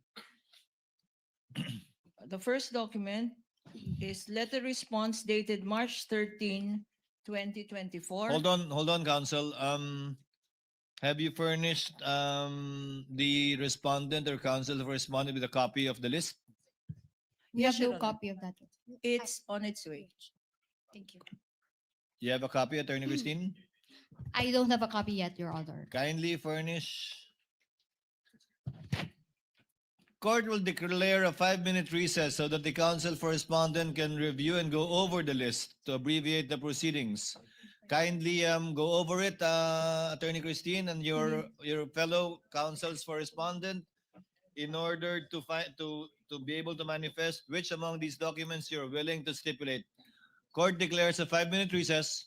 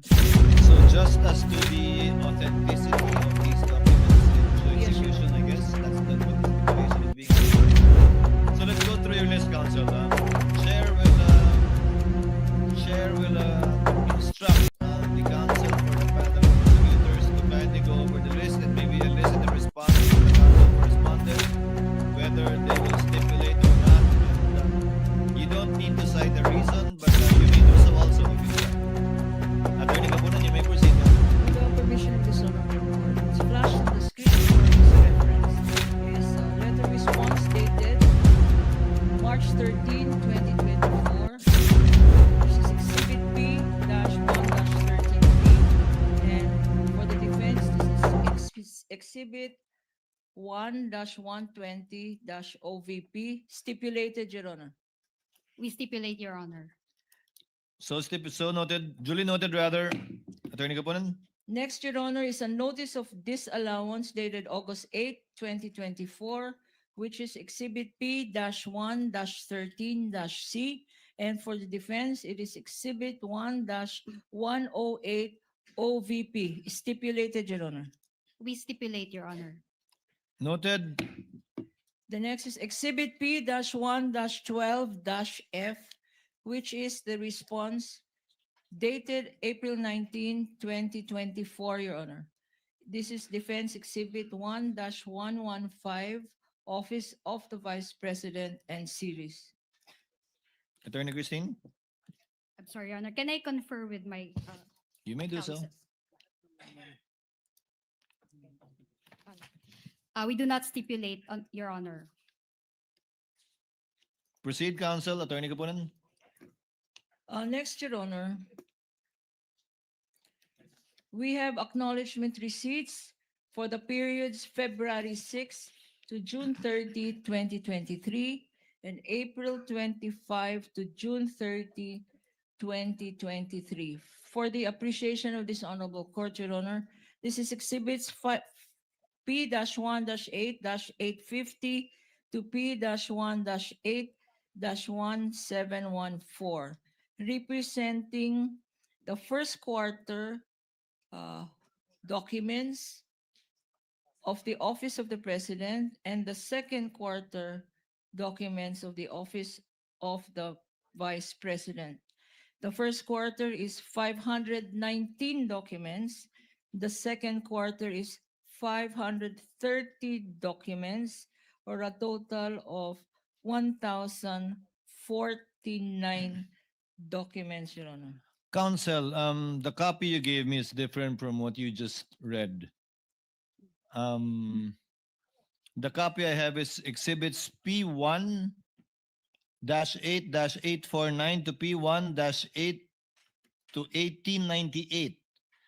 And it covers ARs for the period February 6 to March 29, 2023 for the first quarter, and April 25 to June 30, 2023 for the second quarter. That is different from what you are showing on the screen, counsel. Yes, Your Honor. My bad. It's what is flashed on the screen, Your Honor. The presiding officer is correct, Your Honor. But in any event, these are the same number of documents totaling 1,049. I bring that up, counsel, because that is, I guess, the same copy that counsel for the respondent has, what I have. Would that be correct? No, Your Honor. We have our own copies of the No, exhibits. do you Your- have which the would mark- same, is the copy that counsel for the panel of prosecutors, is it Yes, the same yes. copy? The list, Your Honor, yes. The We same confirm copy as the that. presiding officer has, not the one flashed on the screen. Yes, Your Honor. I confirm that. So you're asking for stipulation for the ones I mentioned, the ARs for the periods I mentioned, February 6 to March 29, 2023, and April 25 to June 30, 2023. Do you stipulate, counsel? We do not stipulate, Your Honor. Move on, Attorney Kapunan. Your Honor, in connection with this, as in the first witness yesterday, since the presiding officer did point us to the particular provision in the rules of court, which is Rule 130, 3C and 3D, Your Honor, with reference to voluminous documents, which would take a lot of time for this honorable court, Your Honor, summaries will be allowed to be marked. So just to mention ahead of time That that is we correct, will not be counsel. presenting 10,049 documents, but the summary, a tabulation prepared by this witness, Your Honor. That is in section 3C in relation to section 7. Yes, Your Honor. The court will allow it as it has allowed it yesterday. Thank you, Your Honor. Next is Exhibit P-1-12-G, which is a certification of the VP SPG, Your Honor, VP SPG certification dated April 4, 2024, which is Defense Exhibit 1-91, stipulated, Your Honor. We stipulate, Your Honor. Duly Then noted. we have the Protective Intelligence Operation Report for the engagement of respondents Duterte and the Vice Presidential Security and Protection Group for the first quarter of 2023. And these are exhibits P-1-12-H up to P-12-H-9, which is Defense Exhibit 1-115 OVP and series, Your Honor. We have been told that counsel will not stipulate to this, Your Honor. That is correct, Your Honor. May we know the reason, Your Honor? Your Honor, we do not stipulate on this because these documents that they marked are incomplete. Hence, they will not truthfully reflect, Your Honor, what the document is. So we do not stipulate, Your Honor. Actually, to abbreviate the proceedings, counsel, no reason need be given by opposing counsel. Since stipulation is a voluntary act on their part, they may refuse, and any refusal should not be taken against them as well, although it will abbreviate the proceedings. Please proceed, counsel. Next, Your Honor, is Protective Intelligence Operations Report for the engagements of Respondent Duterte from the Vice Presidential Security Protection Group for the second quarter of 2023, exhibits P-1-12-M to P-12-M-13, which is Defense Exhibit 115 OVP and series, again, not stipulated upon by the defense, Your Honor. That is correct, Your Honor. For Move the on, court- counsel. Duly noted. Move on. Moving on to the third quarter, incidentally, these documents previously mentioned are for the first and second quarter of 2023 Office of the Vice President. We now turn on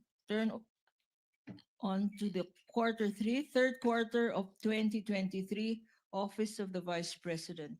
The first exhibit is Audit Observation Memorandum, or AOM, dated August 8, 2024. Prosecution's Exhibit P-1-12-I, Defense Exhibit 1-106, OVP, stipulated upon. We stipulate, Your Honor. Noted. Exhibit P-1-12-J, which is the Office of the Vice President's response dated August 27, 2024. Defense Exhibit 116, OVP and series, not stipulated, Your Honor. That is correct, Your Honor. Exhibits P-1-8-1899 up to P-1-8-2672. Acknowledgement receipts for the period July 14 to September 30, 2023 for the third quarter. Not stipulated upon, Your Honor. That is correct, Your Honor. Noted. P-1-12-K, a certification dated September 30, 2023. Defense Exhibit 1-116 OVP and series, not stipulated upon. Counsel? Sorry, I think Certification dated September 30, 2023. that is stipulated, Your Honor. Not stipulated. I'm sorry? It Not is both stipulated, Your stipulated. Honor. Not stipulated. It is not stipulated, Counsel. Yes, not stipulated. Not stipulated. Exhibits, thank you. Exhibit P-1-12-11 up to P-1-12-110. Protective Intelligence Operations Report. Third quarter of 2023, which is an attachment to the OVP's response dated August 27, 2024, not stipulated upon. That is correct, Your Honor. Notice of disallowance. Before you continue, counsel, I remember, Attorney Christine, that you had 8 of these proposed documents for stipulation you will not stipulate on. Actually, Your Honor, more. it's 10. 10. Yes. With the permission of Attorney Kapunan, let's try to abbreviate the proceedings. What are the remaining 2 that you will not stipulate on? Your Honor, it's exhibits P-1-17-5 to P-1-17-1229. These are the acknowledgement receipts for Yes, the Your period Honor. of February 20 to March 30, 2023, and April 20 to June 29, 2023. Correct, Your Honor. And the last one? And the last one is the acknowledgement receipts for the period July 12 to September 30, 2023, Your Honor. Marked as exhibits P-1-17, 1233 to P-1-17, 1894. The rest you stipulate on, Correct, Your Honor. which I will read for the record. With the permission of Attorney Lorna, Yes, counsel Your for the Honor. panel of prosecutors. Counsel for respondents stipulates on the following documents. Exhibit P-1-13-F, notice of disallowance dated March 31, 2026, also marked as exhibits, the respondents exhibit 1-9. Exhibit P-1-21B, response dated April 17, 2024, marked as respondents exhibit 1-90. Exhibit P-I-22A, certification dated 11 January 2024, issued by Colonel Manaros M. Boransing II, marked as respondent exhibit 1-74. Exhibit P-I-1-22B, certification dated December 30, 2023, issued by Colonel Carlos B. Sangdaan Jr., marked as likewise marked as respondent exhibit 1-75. Exhibit P-1-22C, certification dated December 5, 2023, issued by Colonel Magtanggol C.G. Panopio, also marked as respondent exhibit 1-76. Exhibit P-1-22D for the prosecution, and exhibit 1-84DE for the respondent, a certification issued, undated certification issued by Colonel Adonis Bajau or Bahau. Exhibit P-1-21C, AUM dated August 8, 2024, also marked as Exhibit 1-106 OVP. Exhibit P-1-21D, response dated August 27, 2024, also respondents 1-93DE exhibit.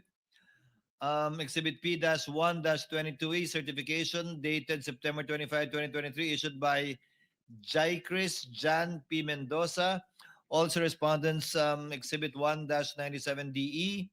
Exhibit P-1-22F, certification dated December 10, issued also by Jaicris Jan Mendoza, also respondents 1-96-DE. Exhibit P-1-22G, certification dated December 12, 2023, issued by Adonis R. Bajau, also respondents exhibit 1-94DE. And finally, Exhibit P-1-22H, certification dated July 1, 2024, issued by Darren E. Comia, also respondents exhibit 1-95-DE. Would that be correct, Attorney Christine? Yes, Your Honor. We confirm the enumeration, Your Honor. You may proceed, counsel. Thank you for that, Mr. Presiding Officer. But for the better understanding of this honorable court, the acknowledgement receipts which counsel for the defense has not agreed to testify on are as follows, Your Honor. For the first quarter, for the Office of the Vice President, that's 519 documents.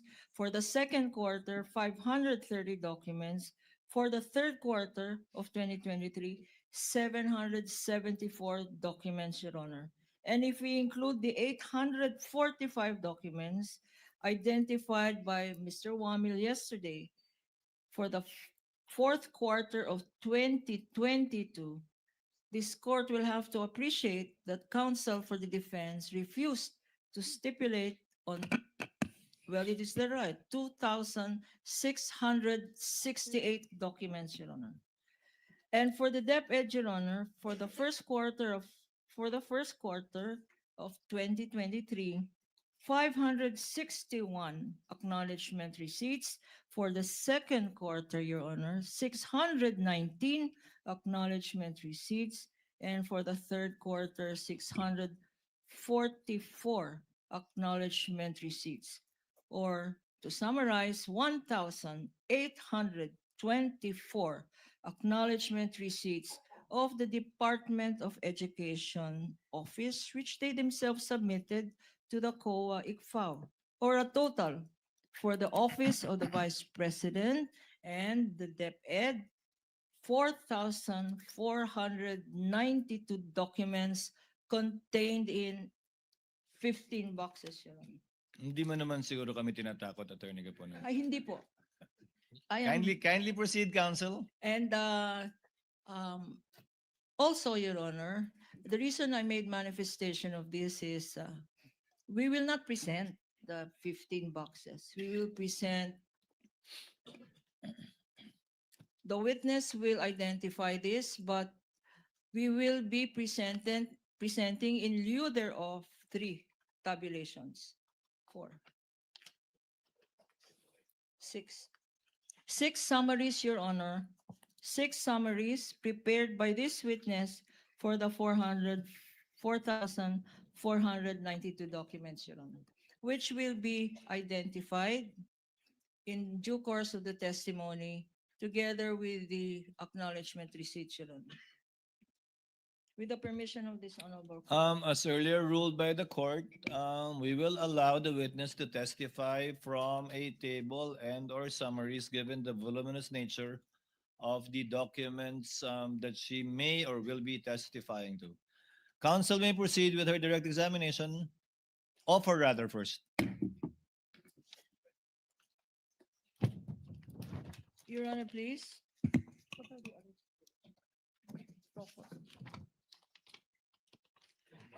We likewise request the following stipulations, Your Honor, in addition to these documents, that the witness has taken over the audit of the liquidation documents of the Office of the Vice President for December 21 to 31, 2022, and the first to third quarters of 2023 Counsel took over from what? from Mr. Wamil. From December? Meaning he took over, Has taken over the audit liquidation documents turned over by Mr. Wamil for this period, Your Honor. presumably when Mr. Wamil retired? Yes, Your Honor. Can you give the date when she took over? Mr. Wamil retired February of 2024, if I'm 24. not mistaken. Yes, Your Honor, February 12, 2024. Up to today.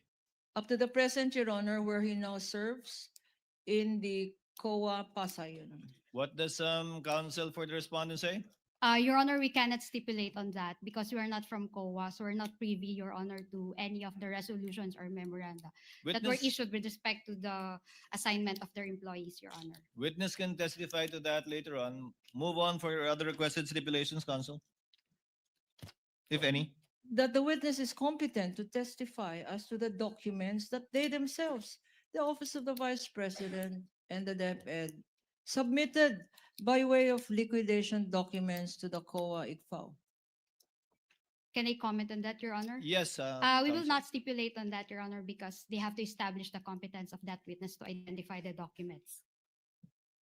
Move on, counsel. Your Honor, we will not proceed with the other stipulations because counsel does not seem to be in the mood to stipulate this afternoon, Your Honor. Your Honor, It has please. no relation with mood, counsel. Okay, we will now go The on. counsel for the respondent is well within their rights to Correct, Your refuse stipulation because this is purely mutual on the part of both parties. Your time will come too. Please proceed with your with your offer, counsel. This testimony of this witness, Your Honor, is being offered for the following. First, that Ms. Silene May L. Del Campo is a state auditor of the Commission on Audit, Intelligence, and Confidential Funds Audit Office. Second, that Ms. Del Campo was assigned to take over the audit of the OVP's liquidation of its confidential funds from Attorney Roderick Wamil, Your Honor. For easy appreciation of this honorable court, purposes are being flashed on the screen, Your Honor. In this, well, that siya po ang nagtuloy ng inumpisahan ni Mr. Roderick Wamil na evaluation ng confidential Chair would funds. just like to correct the earlier statement with your indulgence, Attorney Kapunan. Mr. Rommel did not retire on February 2024. He was transferred to another office within Yes, COA. Your Honor. Yes, please proceed. That Ms. Del Campo evaluated the response of the Office of the Vice President to the notice of suspension dated December 13, 2023, which was issued in relation to the OVP's liquidation of its confidential funds for December 2022. Number 4, that this witness found that the response of the Office of the Vice President to the notice of suspension dated December 13, 2023 is a violation and still non-compliant with Joint Circular 2015-01. Number 5, that it was pursuant to this witness evaluation and recommendations that the notice of disallowance dated August 8, 2024 was issued by the Office of the Vice President. Number 6, that Ms. Del Campo took over the audit of the Office of the Vice President responses to the Audit Observation Memorandum dated February 1, 2024, covering the first and second quarters of 2023, and AOM dated August 8, 2024, covering the third quarter of 2023. That thereafter, a notice of disallowance dated March 31, 2026 was issued to the Office of the Vice President for the liquidation of its confidential funds covering the first to the third quarter of 2023. This witness also took over the audit of the Department of Education's responses to the Audit Observation Memorandum dated February 1, 2024. This covers the period the first quarter and the second quarter of 2023, and an AOM dated August 8, 2024, which covers the third quarter of 2023 for the Department of Education. Likewise, Your Honor, this witness will testify and authenticate such other documents and will attest to such other matters as are relevant and material to this impeachment case. Comment on the part of counsel for respondent? Subject to cross-examination, Your Honor. Subject to cross, counsel may proceed with her direct when she is ready. Thank you. Thank you, counsel. Madam Witness, can you again please state, pakisabi ulit, anong pangalan natin, your age, your occupation, and other personal circumstances? I am Cyrene May L. Del Campo, 36 years old, a state auditor currently assigned in the Intelligence and Confidential Fund Audit Office of the Commission on Audit. Okay. Will you be testifying in English or Filipino or both, Madam Witness? In both languages po. Okay. With that permission, Your Honor. Please tell us, Madam Witness, Ms. Cyrene, ano ba ang educational background natin?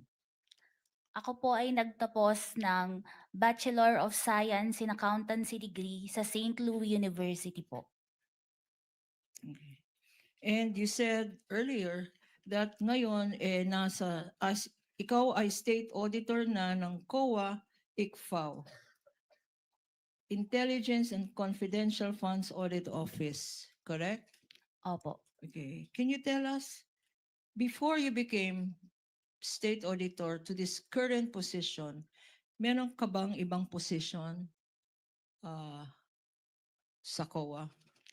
Wala na po akong naging ibang posisyon sa COA. And when did you start therefore? You're being a state auditor of the COA, ICFAO. Nagsimula po ako noong August 26, 2014. August 26, 2014. Okay. Opo. Just to remind us all, ano ba ang functions nung COA ICFAO? Ang COA ICFAO po ay office under the Office of the Chairperson na nagtitake charge po sa audit ng intelligence and confidential funds ng mga government agencies po. Okay. And what are these government agencies that you have audited? Ang mga na-audit ko po is mga local government units, government-owned and controlled corporations, at saka po mga national government agencies na kasama po dito ang Office of the Vice President at Department of Education. When you say Office of the Vice President, who?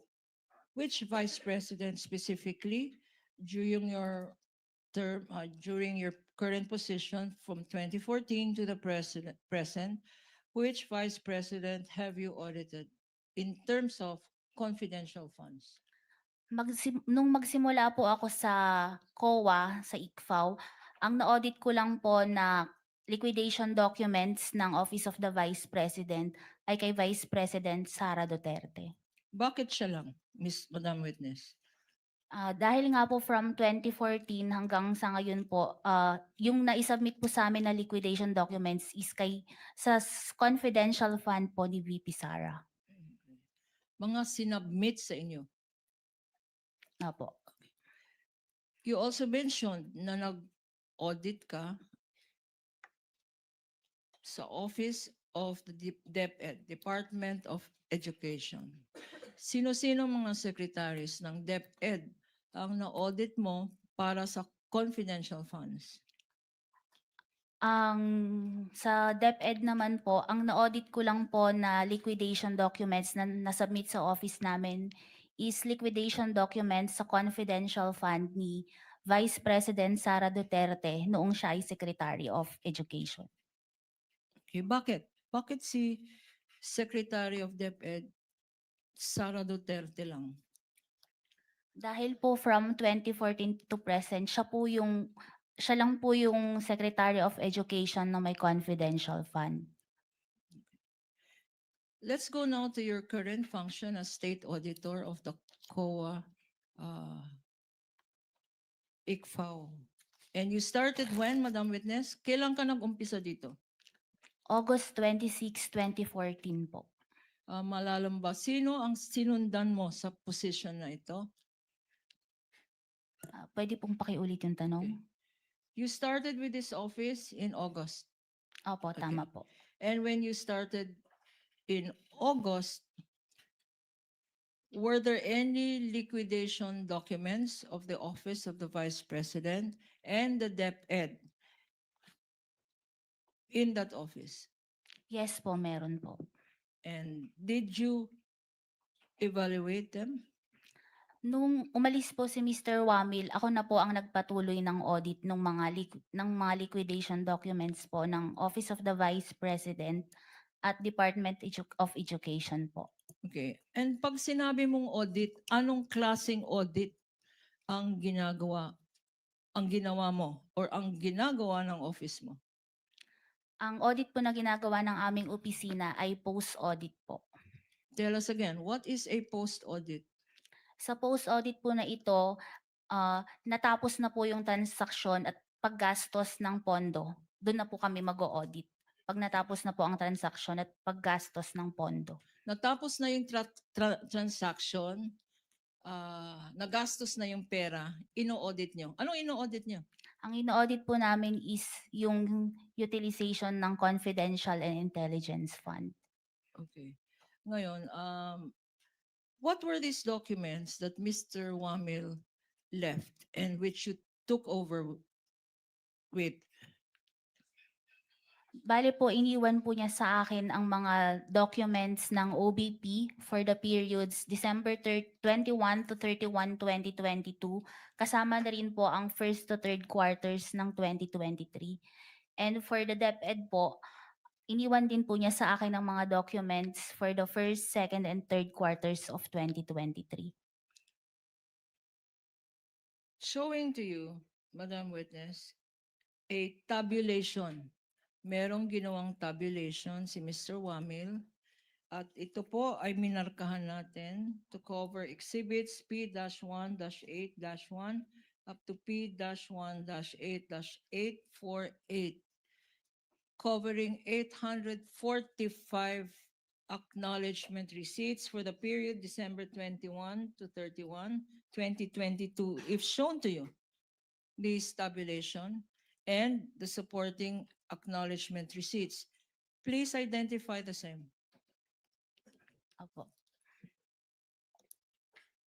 Assisting counsels may approach from both parties.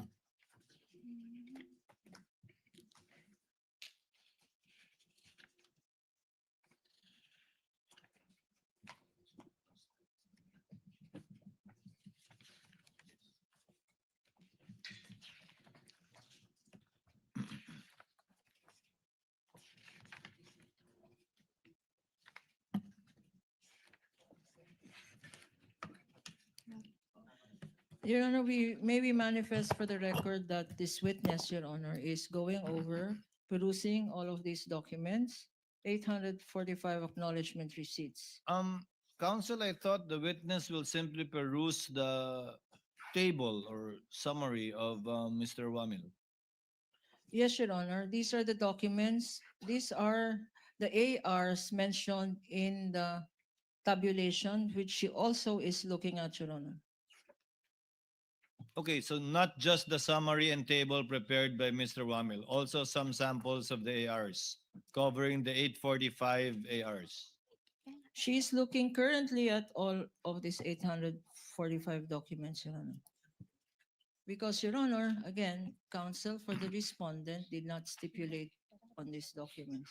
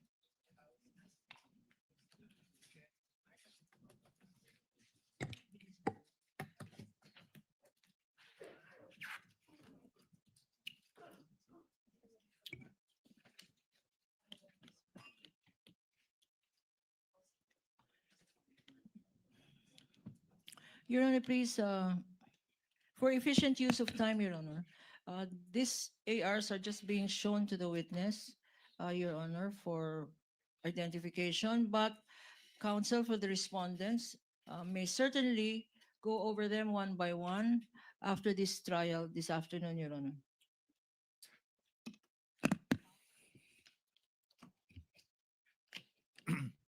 The manifestation is noted.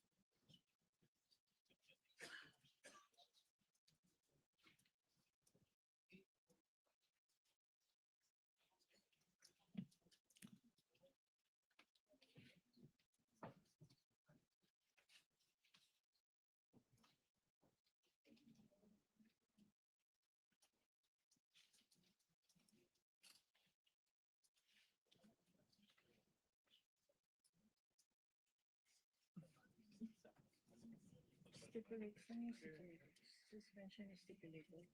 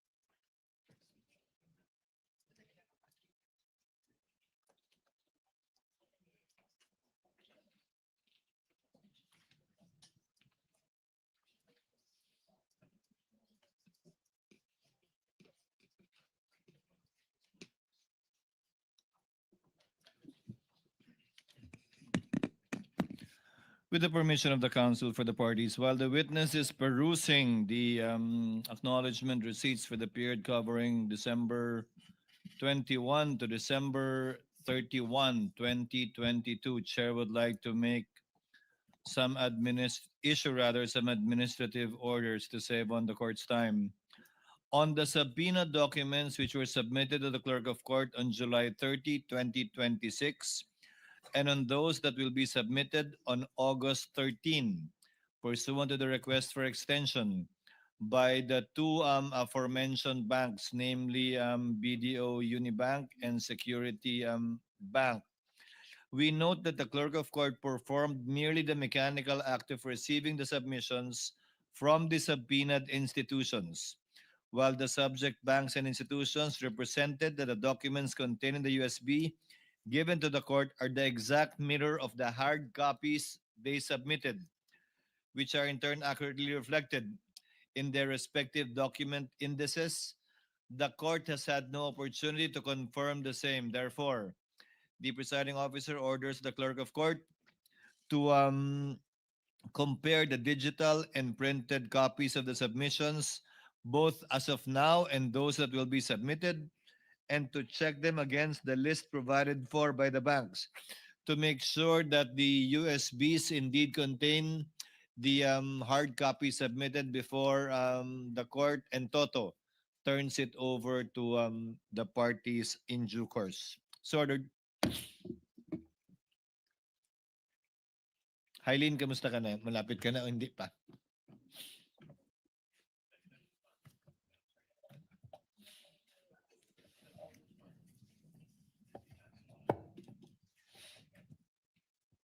Your Honor, medyo marami pa po. Two folders na.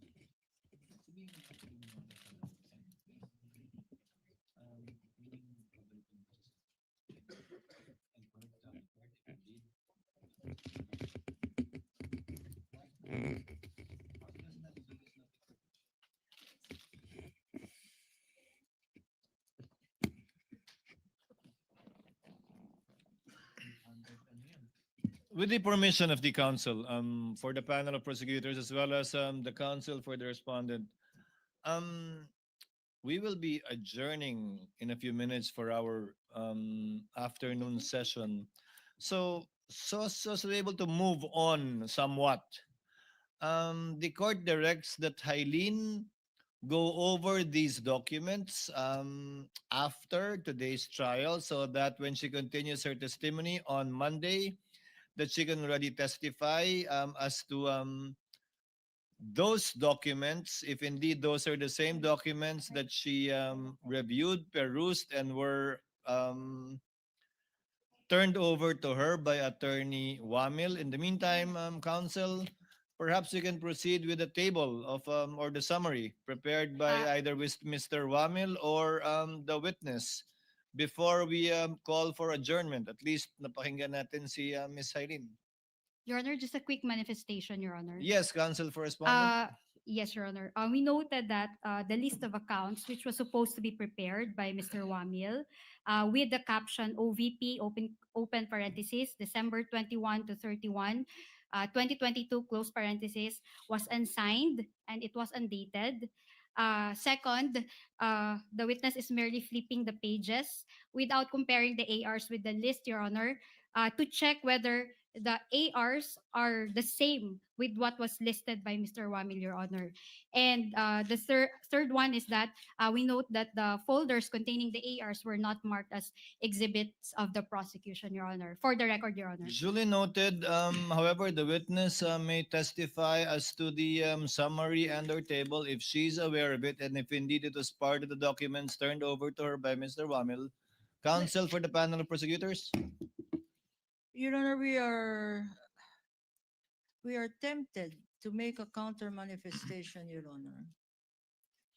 Because, Your Honor, these manifestations, Your Honor, are because of their own doing, Your Honor. But in any event, I hope you won't give in to the temptation, counsel. I will not. I will not, Your Honor. It's the wisdom of age. I will not.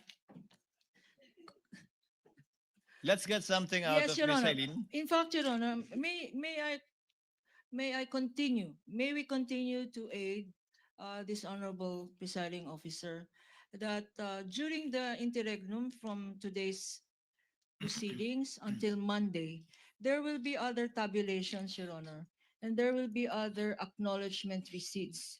And we propose, Your Honor, and regret that this is not unusual, but it is necessary, Your Honor, that all of these documents, because counsel says that this witness was just flipping over them, they can do this in front of the defense counsels and us, Your Honor, for the next succeeding days, because we will be going over 4,492 documents and six summaries, Your Honor. Hopefully that we will be doing that in the next days out of court so that by Monday it will be a speedier presentation of testimonial evidence, Your Honor. If you're converting that in, are you making a motion, counsel? Yes, Your Honor, may we so move that we be allowed to do this, not only as respect to the last quarter of December 2022, which is suggestion of the presiding officer, but to all the quarters, quarter 1, 2, and 3 for the OVP and quarter 1, 2, and 3 for the DepEd. Only with respect to the acknowledgement Only receipts. with respect to, Your Honor, the acknowledgement, the acknowledgement receipts, Your Honor. Aside from the asked for transfer of markings this afternoon, wala naman kayong mga appointment ng Webes at Biyernes, di ba? Your Honor, can I comment Yes, on that, Your Honor? counsel for the respondent. Your Honor, under the rules, the witness has to identify the document in open court. The problem with their stipulation, Your Honor, is that they will be having the witness identify the documents out of court. So therefore, it is no longer part of the trial. And there's a problem when it comes to the offer. There will be a problem when it comes to their offer of evidence, Your Honor. And with regard to the counter manifestation or the statement of counsel that we want to, look at the witness while she's flipping the document, Your Honor. Precisely that is what we are doing right now, Your Honor. So we object to the proposal that the examination of the ARs be done outside the court, Your Honor. I think the Your Honor, purpose, please, counsel for Attorney Kapunan, the court views it perhaps as an opportunity to provide an avenue for possible stipulation as to the ARs that you did not stipulate on. Because if I remember correctly, the reason why the ARs presented earlier, the 845, under the witness, Mr. Attorney Wamil, was that the observation of the respondent was it was simply contained in a folder, transparency in a folder, and that there was no real sequence to it. So perhaps we can set a date for possible stipulation on the ARs, not really for the witness to confirm it, but for possible stipulation on the ARs, Yeah. if the respondent is open to it. Your Honor, unfortunately, we will not stipulate, Your Honor. We didn't stipulate in the case of Wamil, Your Honor.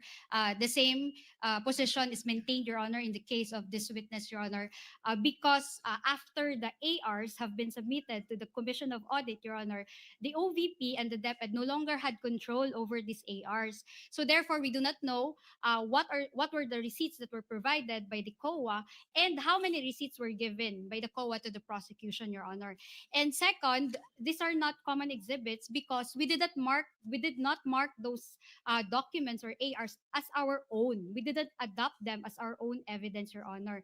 And third, the ARs that were presented or are being presented now by the prosecution have not been compared with our own copies, Your Honor. So we cannot determine with certainty, Your Honor, if their ARs are actually identical with our copies, Your Honor. Counsel, that we is cannot- precisely the May- opportunity the court is opening a chance for you to do so, to compare it with your copies of your ARs.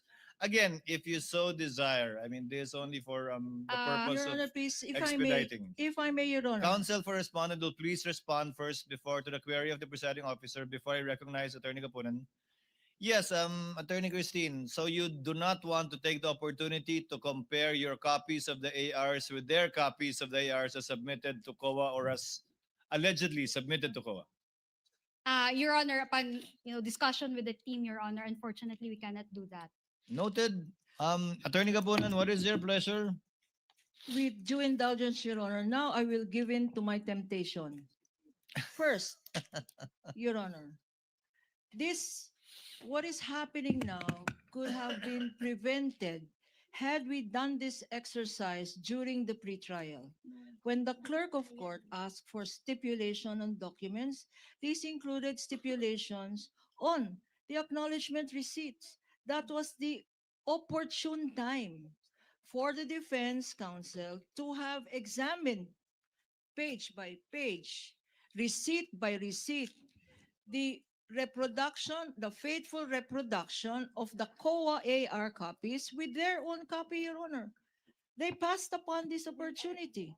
Now that we want it done more expeditiously by a motion that I have proposed, which incidentally I wish to amend, that because of their objection to it being an out of court, may we amend my motion, Your Honor, that it be done in front of the clerk of court and that the clerk of court be duly authorized by authority of the Honorable Impeachment Court to preside over the sessions, Your Honor.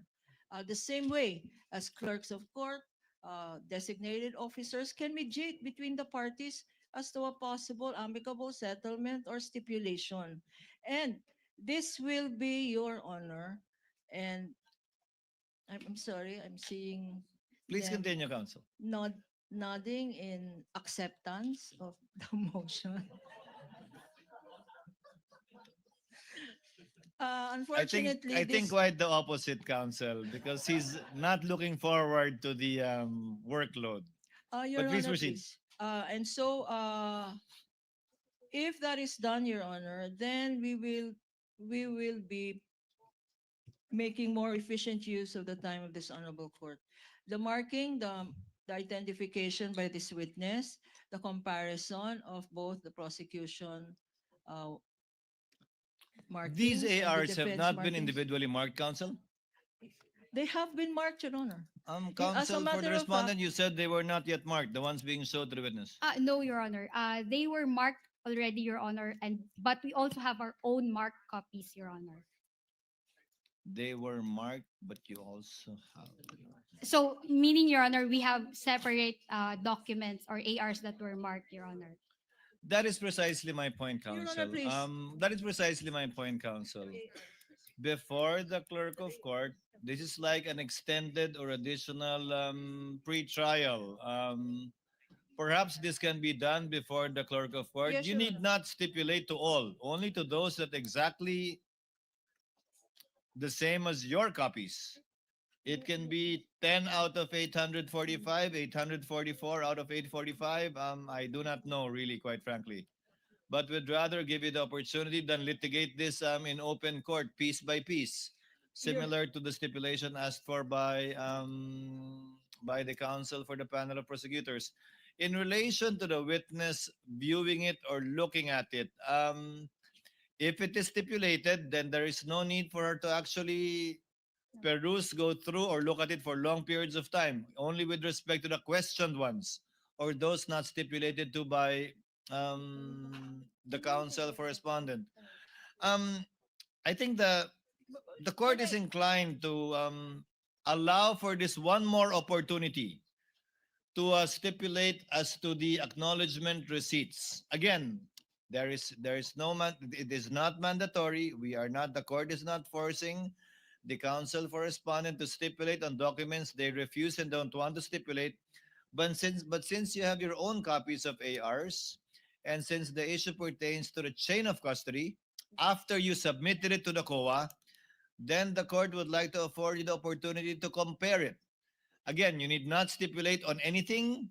You don't have to stipulate on a single one, but the court would rather give one more chance or one more time to try to do this, to save on the court's time without prejudice. Again, to the respondent or counsel for respondent saying that they refuse to stipulate because they are different from the copies that they have.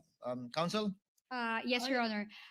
Actually, we will agree to that proposal, Your Honor, but we provided, Your Honor, that we will not be forced to stipulate that the ARs are authentic, etc.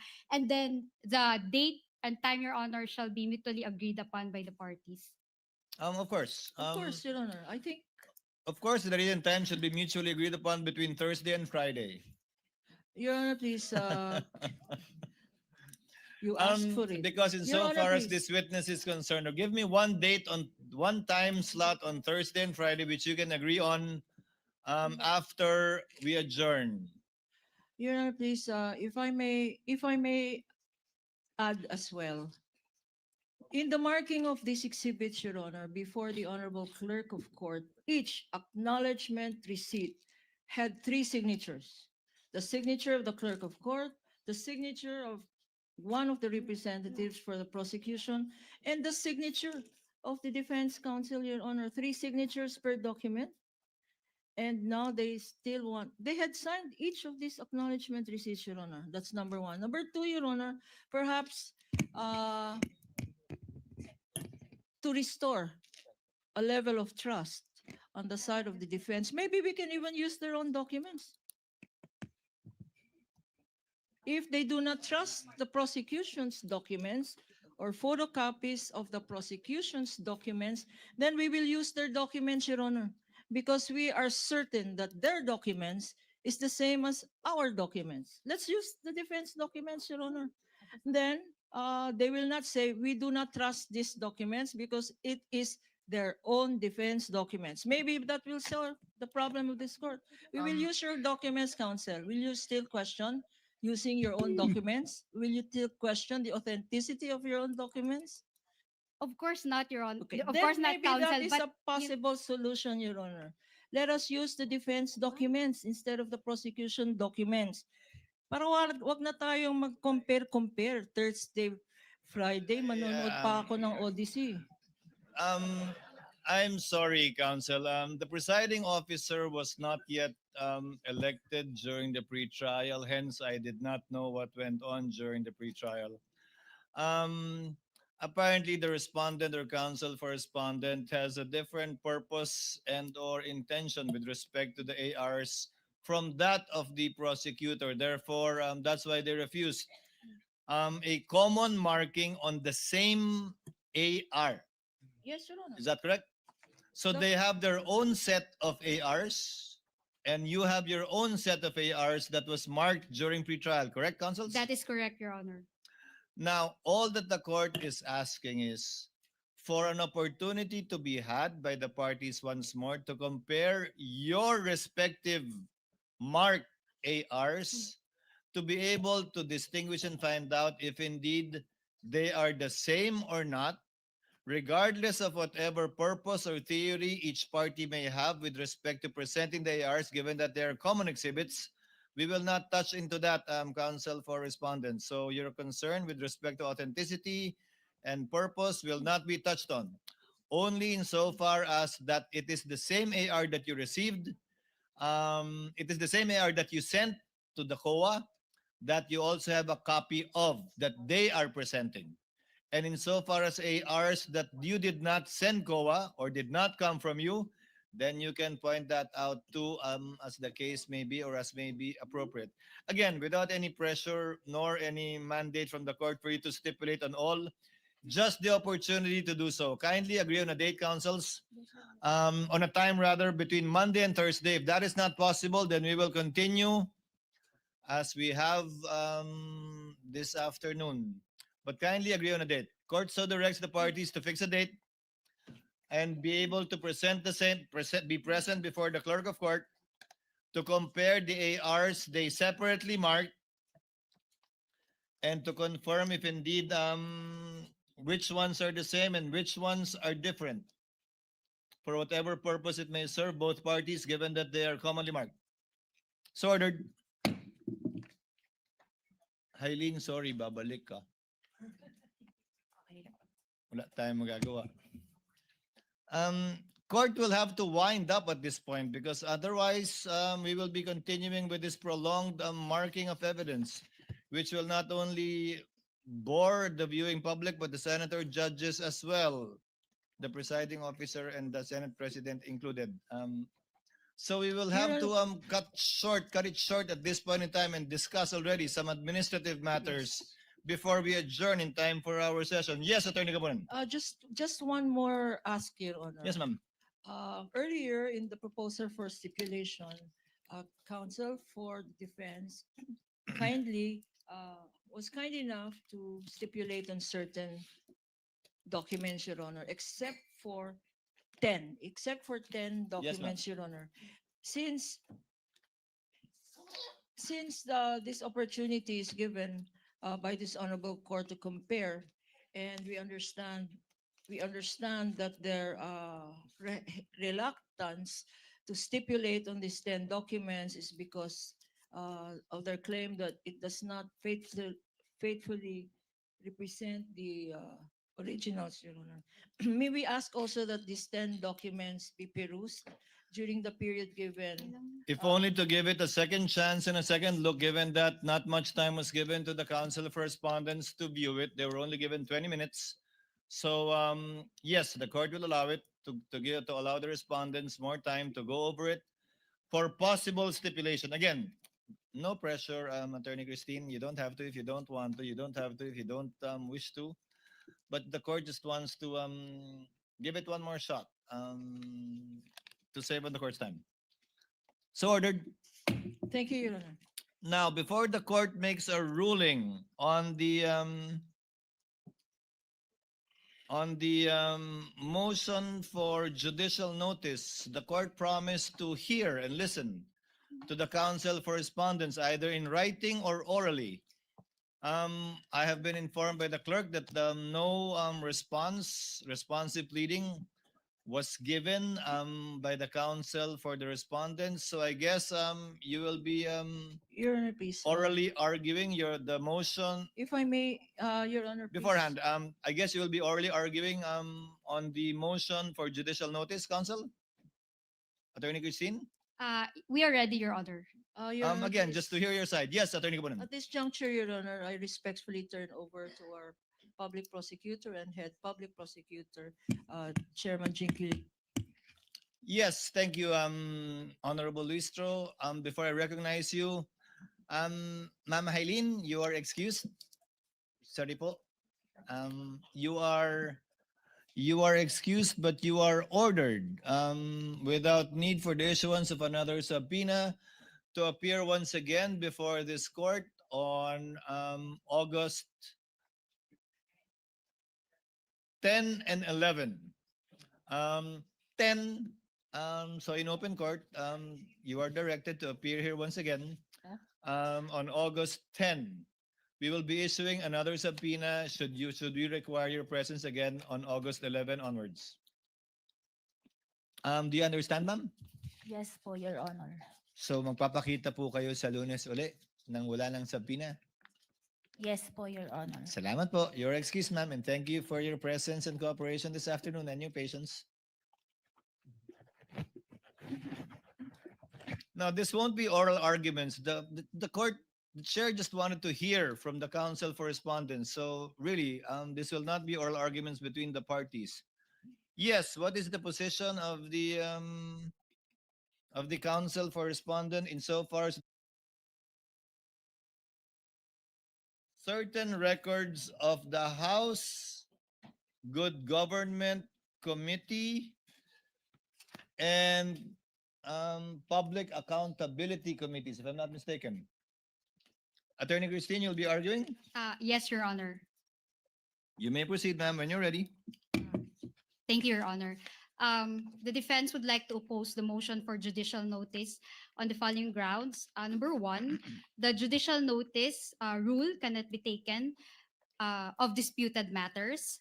Number two, the respondent must be given an opportunity to be heard by way of cross-examination before the court admits in evidence the matters covered by the TSNs, the video recordings, and the committee reports. And number three, the proceedings before the HOR, COJ, were questioned by the respondent before the Supreme Court as a fishing expedition and mini trial. On the first point, Your Honor, judicial notice cannot be taken of disputed matters. In Juan versus Juan, the Supreme Court defined judicial notice in this wise. Judicial notice is the cognizance of certain facts that judges may properly take and act on without proof because these facts are already known to them. Put differently, it is the assumption of a court of a fact without need of further traditional evidentiary support.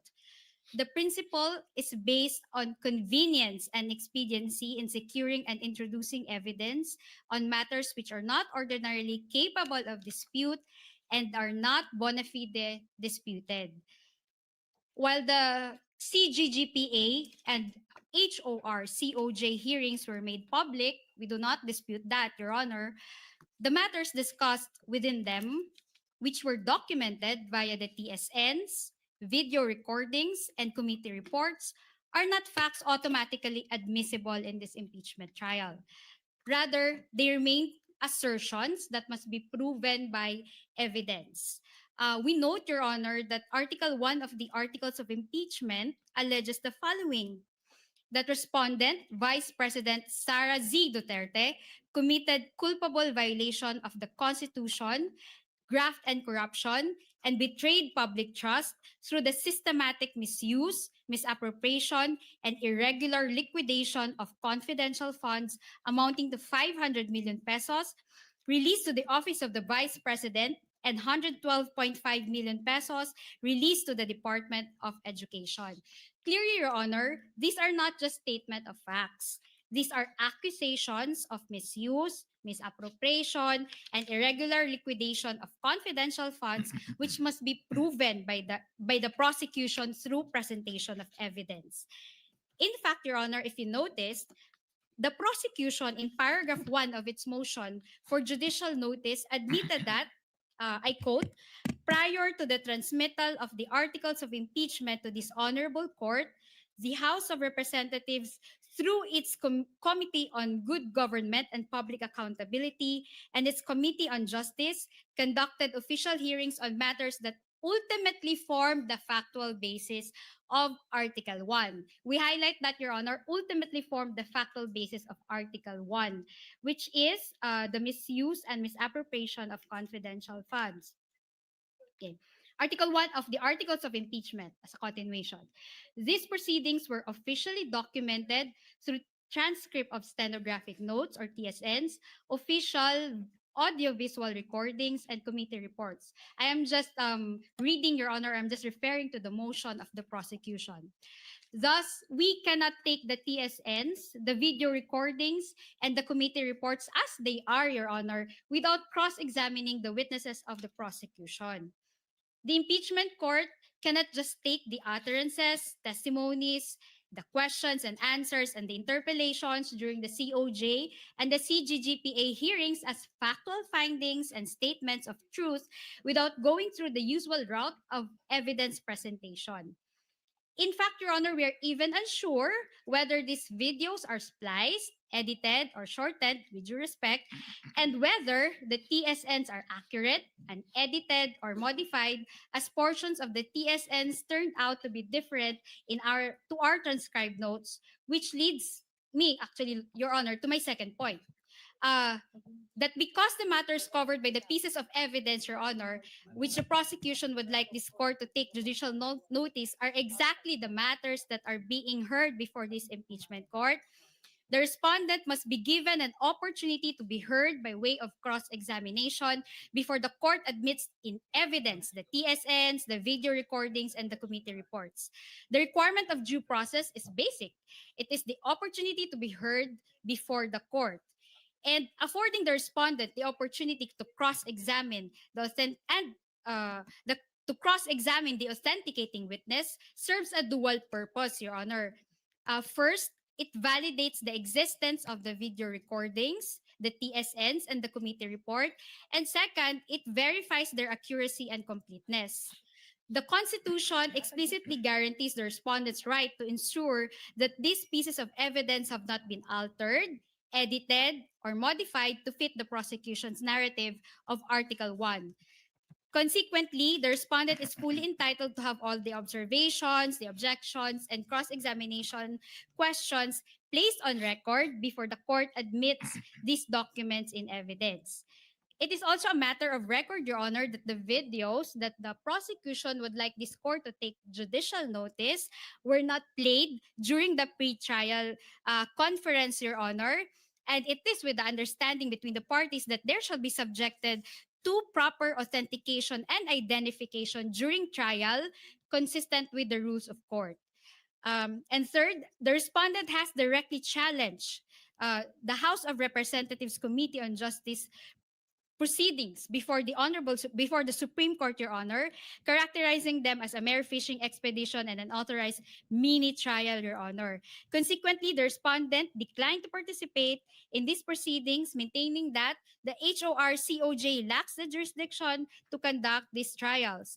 Under Article 9, Section 3, Paragraph 6 of the Constitution, the respondent submits that exclusive power and authority is vested solely with or in the Senate, Your Honor. That's why a petition for certiorari and prohibition was filed by the respondent before the Supreme Court. So we cannot stipulate, Your Honor, on the matters that were taken up in a proceeding that the respondent challenged before the Supreme Court. But crucially, Your Honor, the petition pending before the Supreme Court challenges the proceedings before the HOR-COJ only and not the actions of the Honorable Impeachment Court.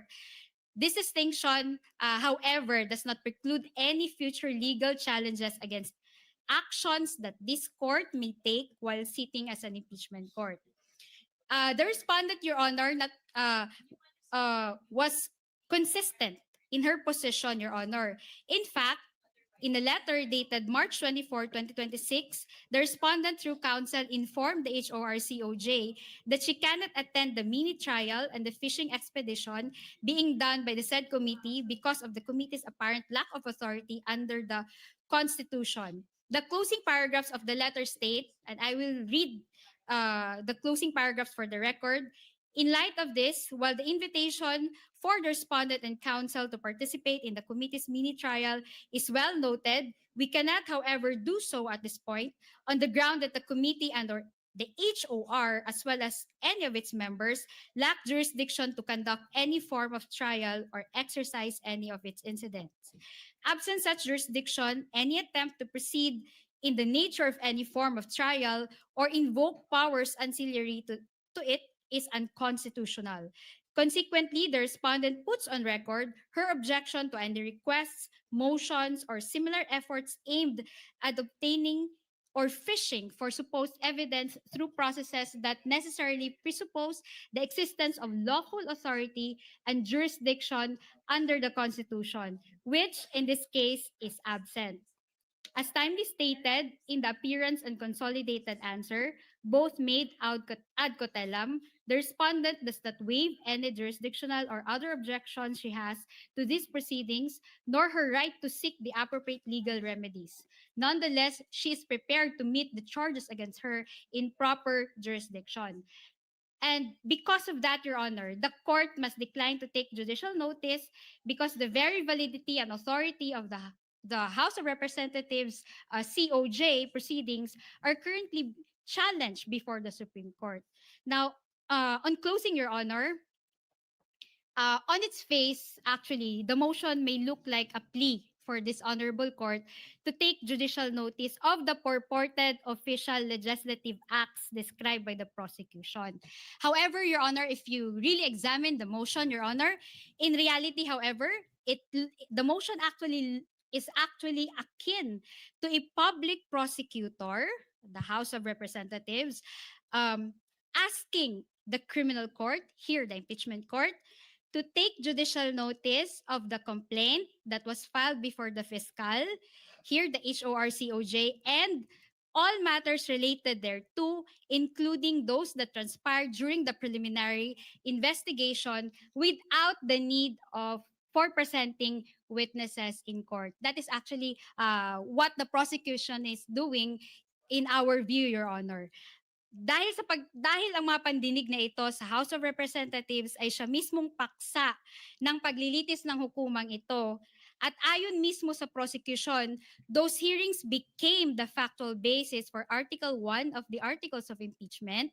Nararapat lamang po na ang mga TSNs, video recordings at committee reports na naglalaman ng mga tanong ng kongresista, pati na ang mga pahayag at sagot ng mga testigo ay patunayan ng prosecution sa pamamagitan ng pagpresenta ng testigo upang magpatunay sa katotohanan ng mga ito.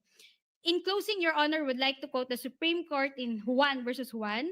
The Supreme Court said, the article in the website cited by the RTC patently lacks a requisite for it to be of judicial notice to the court because such article is not well and authoritatively settled and is doubtful or uncertain.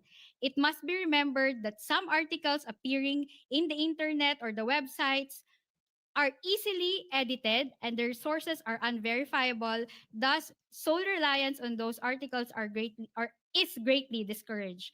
The defense opposes the motion, Your Honor, on identical grounds. Salamat po. Again, these are not all arguments, counsel. Chair had anticipated the position of the counsel for respondent. In fact, Chair would like to clarify. The Juan versus Juan case is the Lavandera Co case, right? Yes, Your Honor.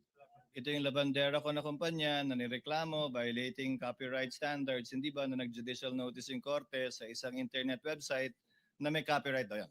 Tama po. That is the case.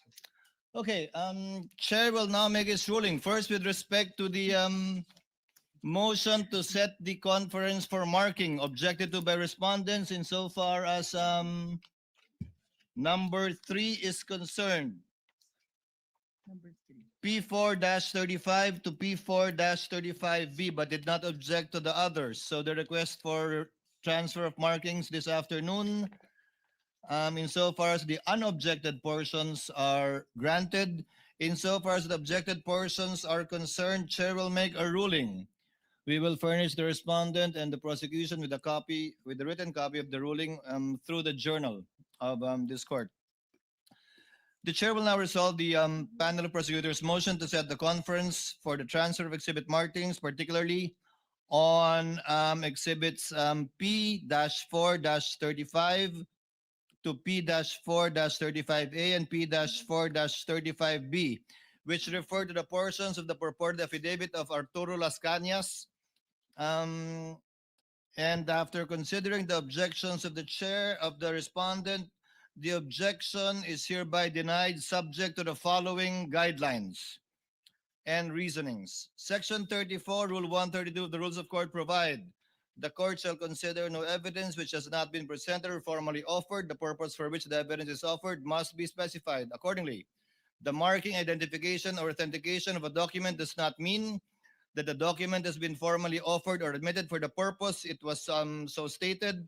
The physical transfer of an exhibit, designation from a provisional copy to its corresponding original or certified true copy is even more limited. It is a mechanical and ministerial act intended only to maintain the orderly identification of the court's records. The respondent is not prejudiced by this transfer. The transfer does not alter the substance or evidentiary status of the document, referring to the Las Cañas document.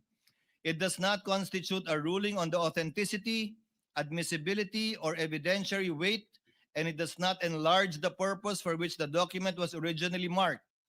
The respondent therefore loses no substantive or procedural right by reason of the transfer and may raise all appropriate objections when the document is formally offered. This conclusion is consistent with the prosecution's own representation during the July 21, 2026 hearing, wherein the Honorable Luistro stated, quote, "Your Honor, the document is being presented only to seek confirmation from the witness that he is referring to this particular document as part of the investigation of the Special Task Force. We are not presenting it to prove the truthfulness of the contents of the affidavit." Close quotation. The chair likewise previously ruled, quote, "Again, this is only as to the fact that this is what the NBI used in their open investigation and coming up with their findings, not as to the truth of the statements being read by Director Matibag." Close quotation. The chair further clarified on even date, July 21, 2026, the chair will cut short any further identifications of the witness in regard to this affidavit. This is only as to the fact that Las Cañas executed a document that they used in their open source investigation, not as to the truth of what was said. The limitations remain controlling even after the transfer of the marking of this exhibit to a certified true copy. Exhibits P-4-35, -35A, and -35B remain merely independently relevant statements only to establish that the document came to the attention of and was used by the NBI in its investigation. It may not be used as proof of the truth of the allegations stated therein. As stated in Espinelli versus People, GR number 179-535, dated 6/9/14, when the relevant fact is merely that a statement was made, the hearsay rule does not bar proof of that fact, regardless of the statement's truth or falsity. Finally, the transfer of the markings does not cure the defects already placed on the record. The purported affidavit remains unsigned, unnotarized, and not made under oath, with no witness having attested to its execution and truth of its contents. The contents of the affidavit at this time remain hearsay. The transfer of the markings notwithstanding to a certified true copy of that document. Accordingly, the clerk of the impeachment court is directed to set the requested conference as requested, I think, this afternoon, if I'm not mistaken, at 4 p.m. Now, on the motion for judicial notice, the chair will make a ruling, will grant the motion with a reminder, a stern reminder and warning.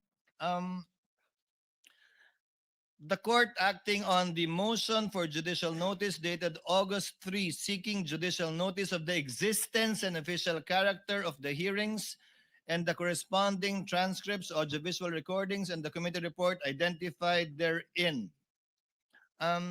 Section 1, Rule 129 of the rules provide, a court shall take judicial notice without need of the introduction of evidence of legislative, executive, and judicial departments of the national government of the Philippines.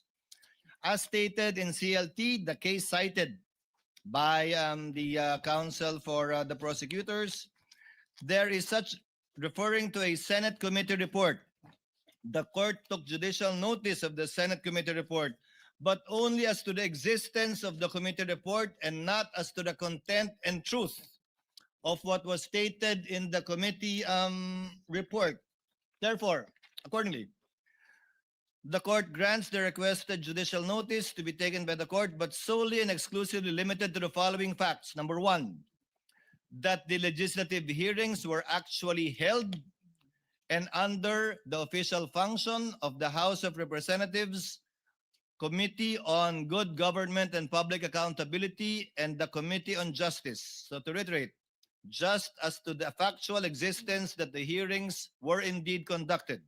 Number two, that the corresponding transcripts, official audiovisual recordings, and committee report exist as official records of the proceedings and in a separate rule, therefore enjoy the regularity of official proceedings absent contrary proof that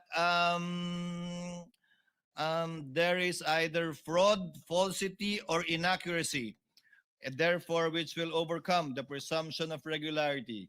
With a warning, having granted the motion only within the foregoing limits, the chair now states in unmistakable terms the precise effect of this ruling and reminds the prosecution, and should the time come, also the respondent, if they happen to cross this line also, Rule 129 is captioned, what need not be proved. Therefore, the court states with precision what the prosecution need not prove, only with respect to those two things. Nothing else is judicially admitted or established. The prosecution is therefore expressly, it says warned here, but I would rather say reminded, that judicial notice shall not be used as a vehicle to place into the record substantive contents of the transcripts, recordings, or committee report. It is not a substitute for the presentation and formal offer of competent evidence, nor does it dispense with the applicable rules on authentication, hearsay, relevance, and the right of the respondent to object and confront the evidence presented against her. As the Supreme Court held in Magkamit versus IAS, PIDEA, GR number 19-8-140-125-16, fair play requires that the respondent be given meaningful opportunity to rebut all the evidence presented against her. Therefore, consistent with the chair's prior ruling on July 21 in relation to the Las Cañas document, a witness will not hereafter be allowed to read in open court a third-party statement that is not his or her own, as the respondent would be denied the opportunity to rebut those statements and cross-examine the statements made by a third party. Again, to reiterate, the court does not take judicial notice of the truth of any statement made during the hearings, the correctness of any factual allegation, or the validity of any finding or conclusion in the committee report. Those matters remain subject to proof, objection, and the court's independent evaluation of their admissibility and or evidentiary weight at the proper time. The prosecution shall not represent expressly or impliedly that this ruling establishes the truth of any matter contained in the identified records. Any attempt to use this judicial notice given for that purpose shall be rejected by this court, and the parties accordingly shall be duly reminded in course. So ordered. There being no lead prosecutor, your witnesses for next week, before we call it a day, a rainy day. Your Honor, we would like to submit the name of the following witnesses for next week. That is August 11, August 12, and August 13. August 10, 11, and 12. One, of course, is Silene May L. Del Campo from COA ICFAO, our supposed witness today. 2 is Marivic Pareja from Legislative Information Resources Management Department of the House of Representatives. 3 is Gina S. Acosta, former Special Disbursing Officer of the Office of the Vice President. And the 4th, Your Honor, is Edward D. Fajarda, former Special Disbursing Officer of the Department of Education. That is all, Your Honor. Let the corresponding subpoenas requested ad testificandum and/or ducis tecum, as the case may be, issue to the aforementioned witnesses for the dates and times given and requested by the lead prosecutor for the impeachment trial next week. Again, counsel, just a reminder, if you will be having documents that you would want opposing counsel to stipulate on, kindly give them a copy at least a day before so that they can already manifest in open court their agreement or disagreement with the proposed stipulation. Counsel? Yes, We confirm, Your Honor. thank you. Any other matter you wish to mention, Attorney Christine? None from my end, Your Honor. Before the chair adjourns,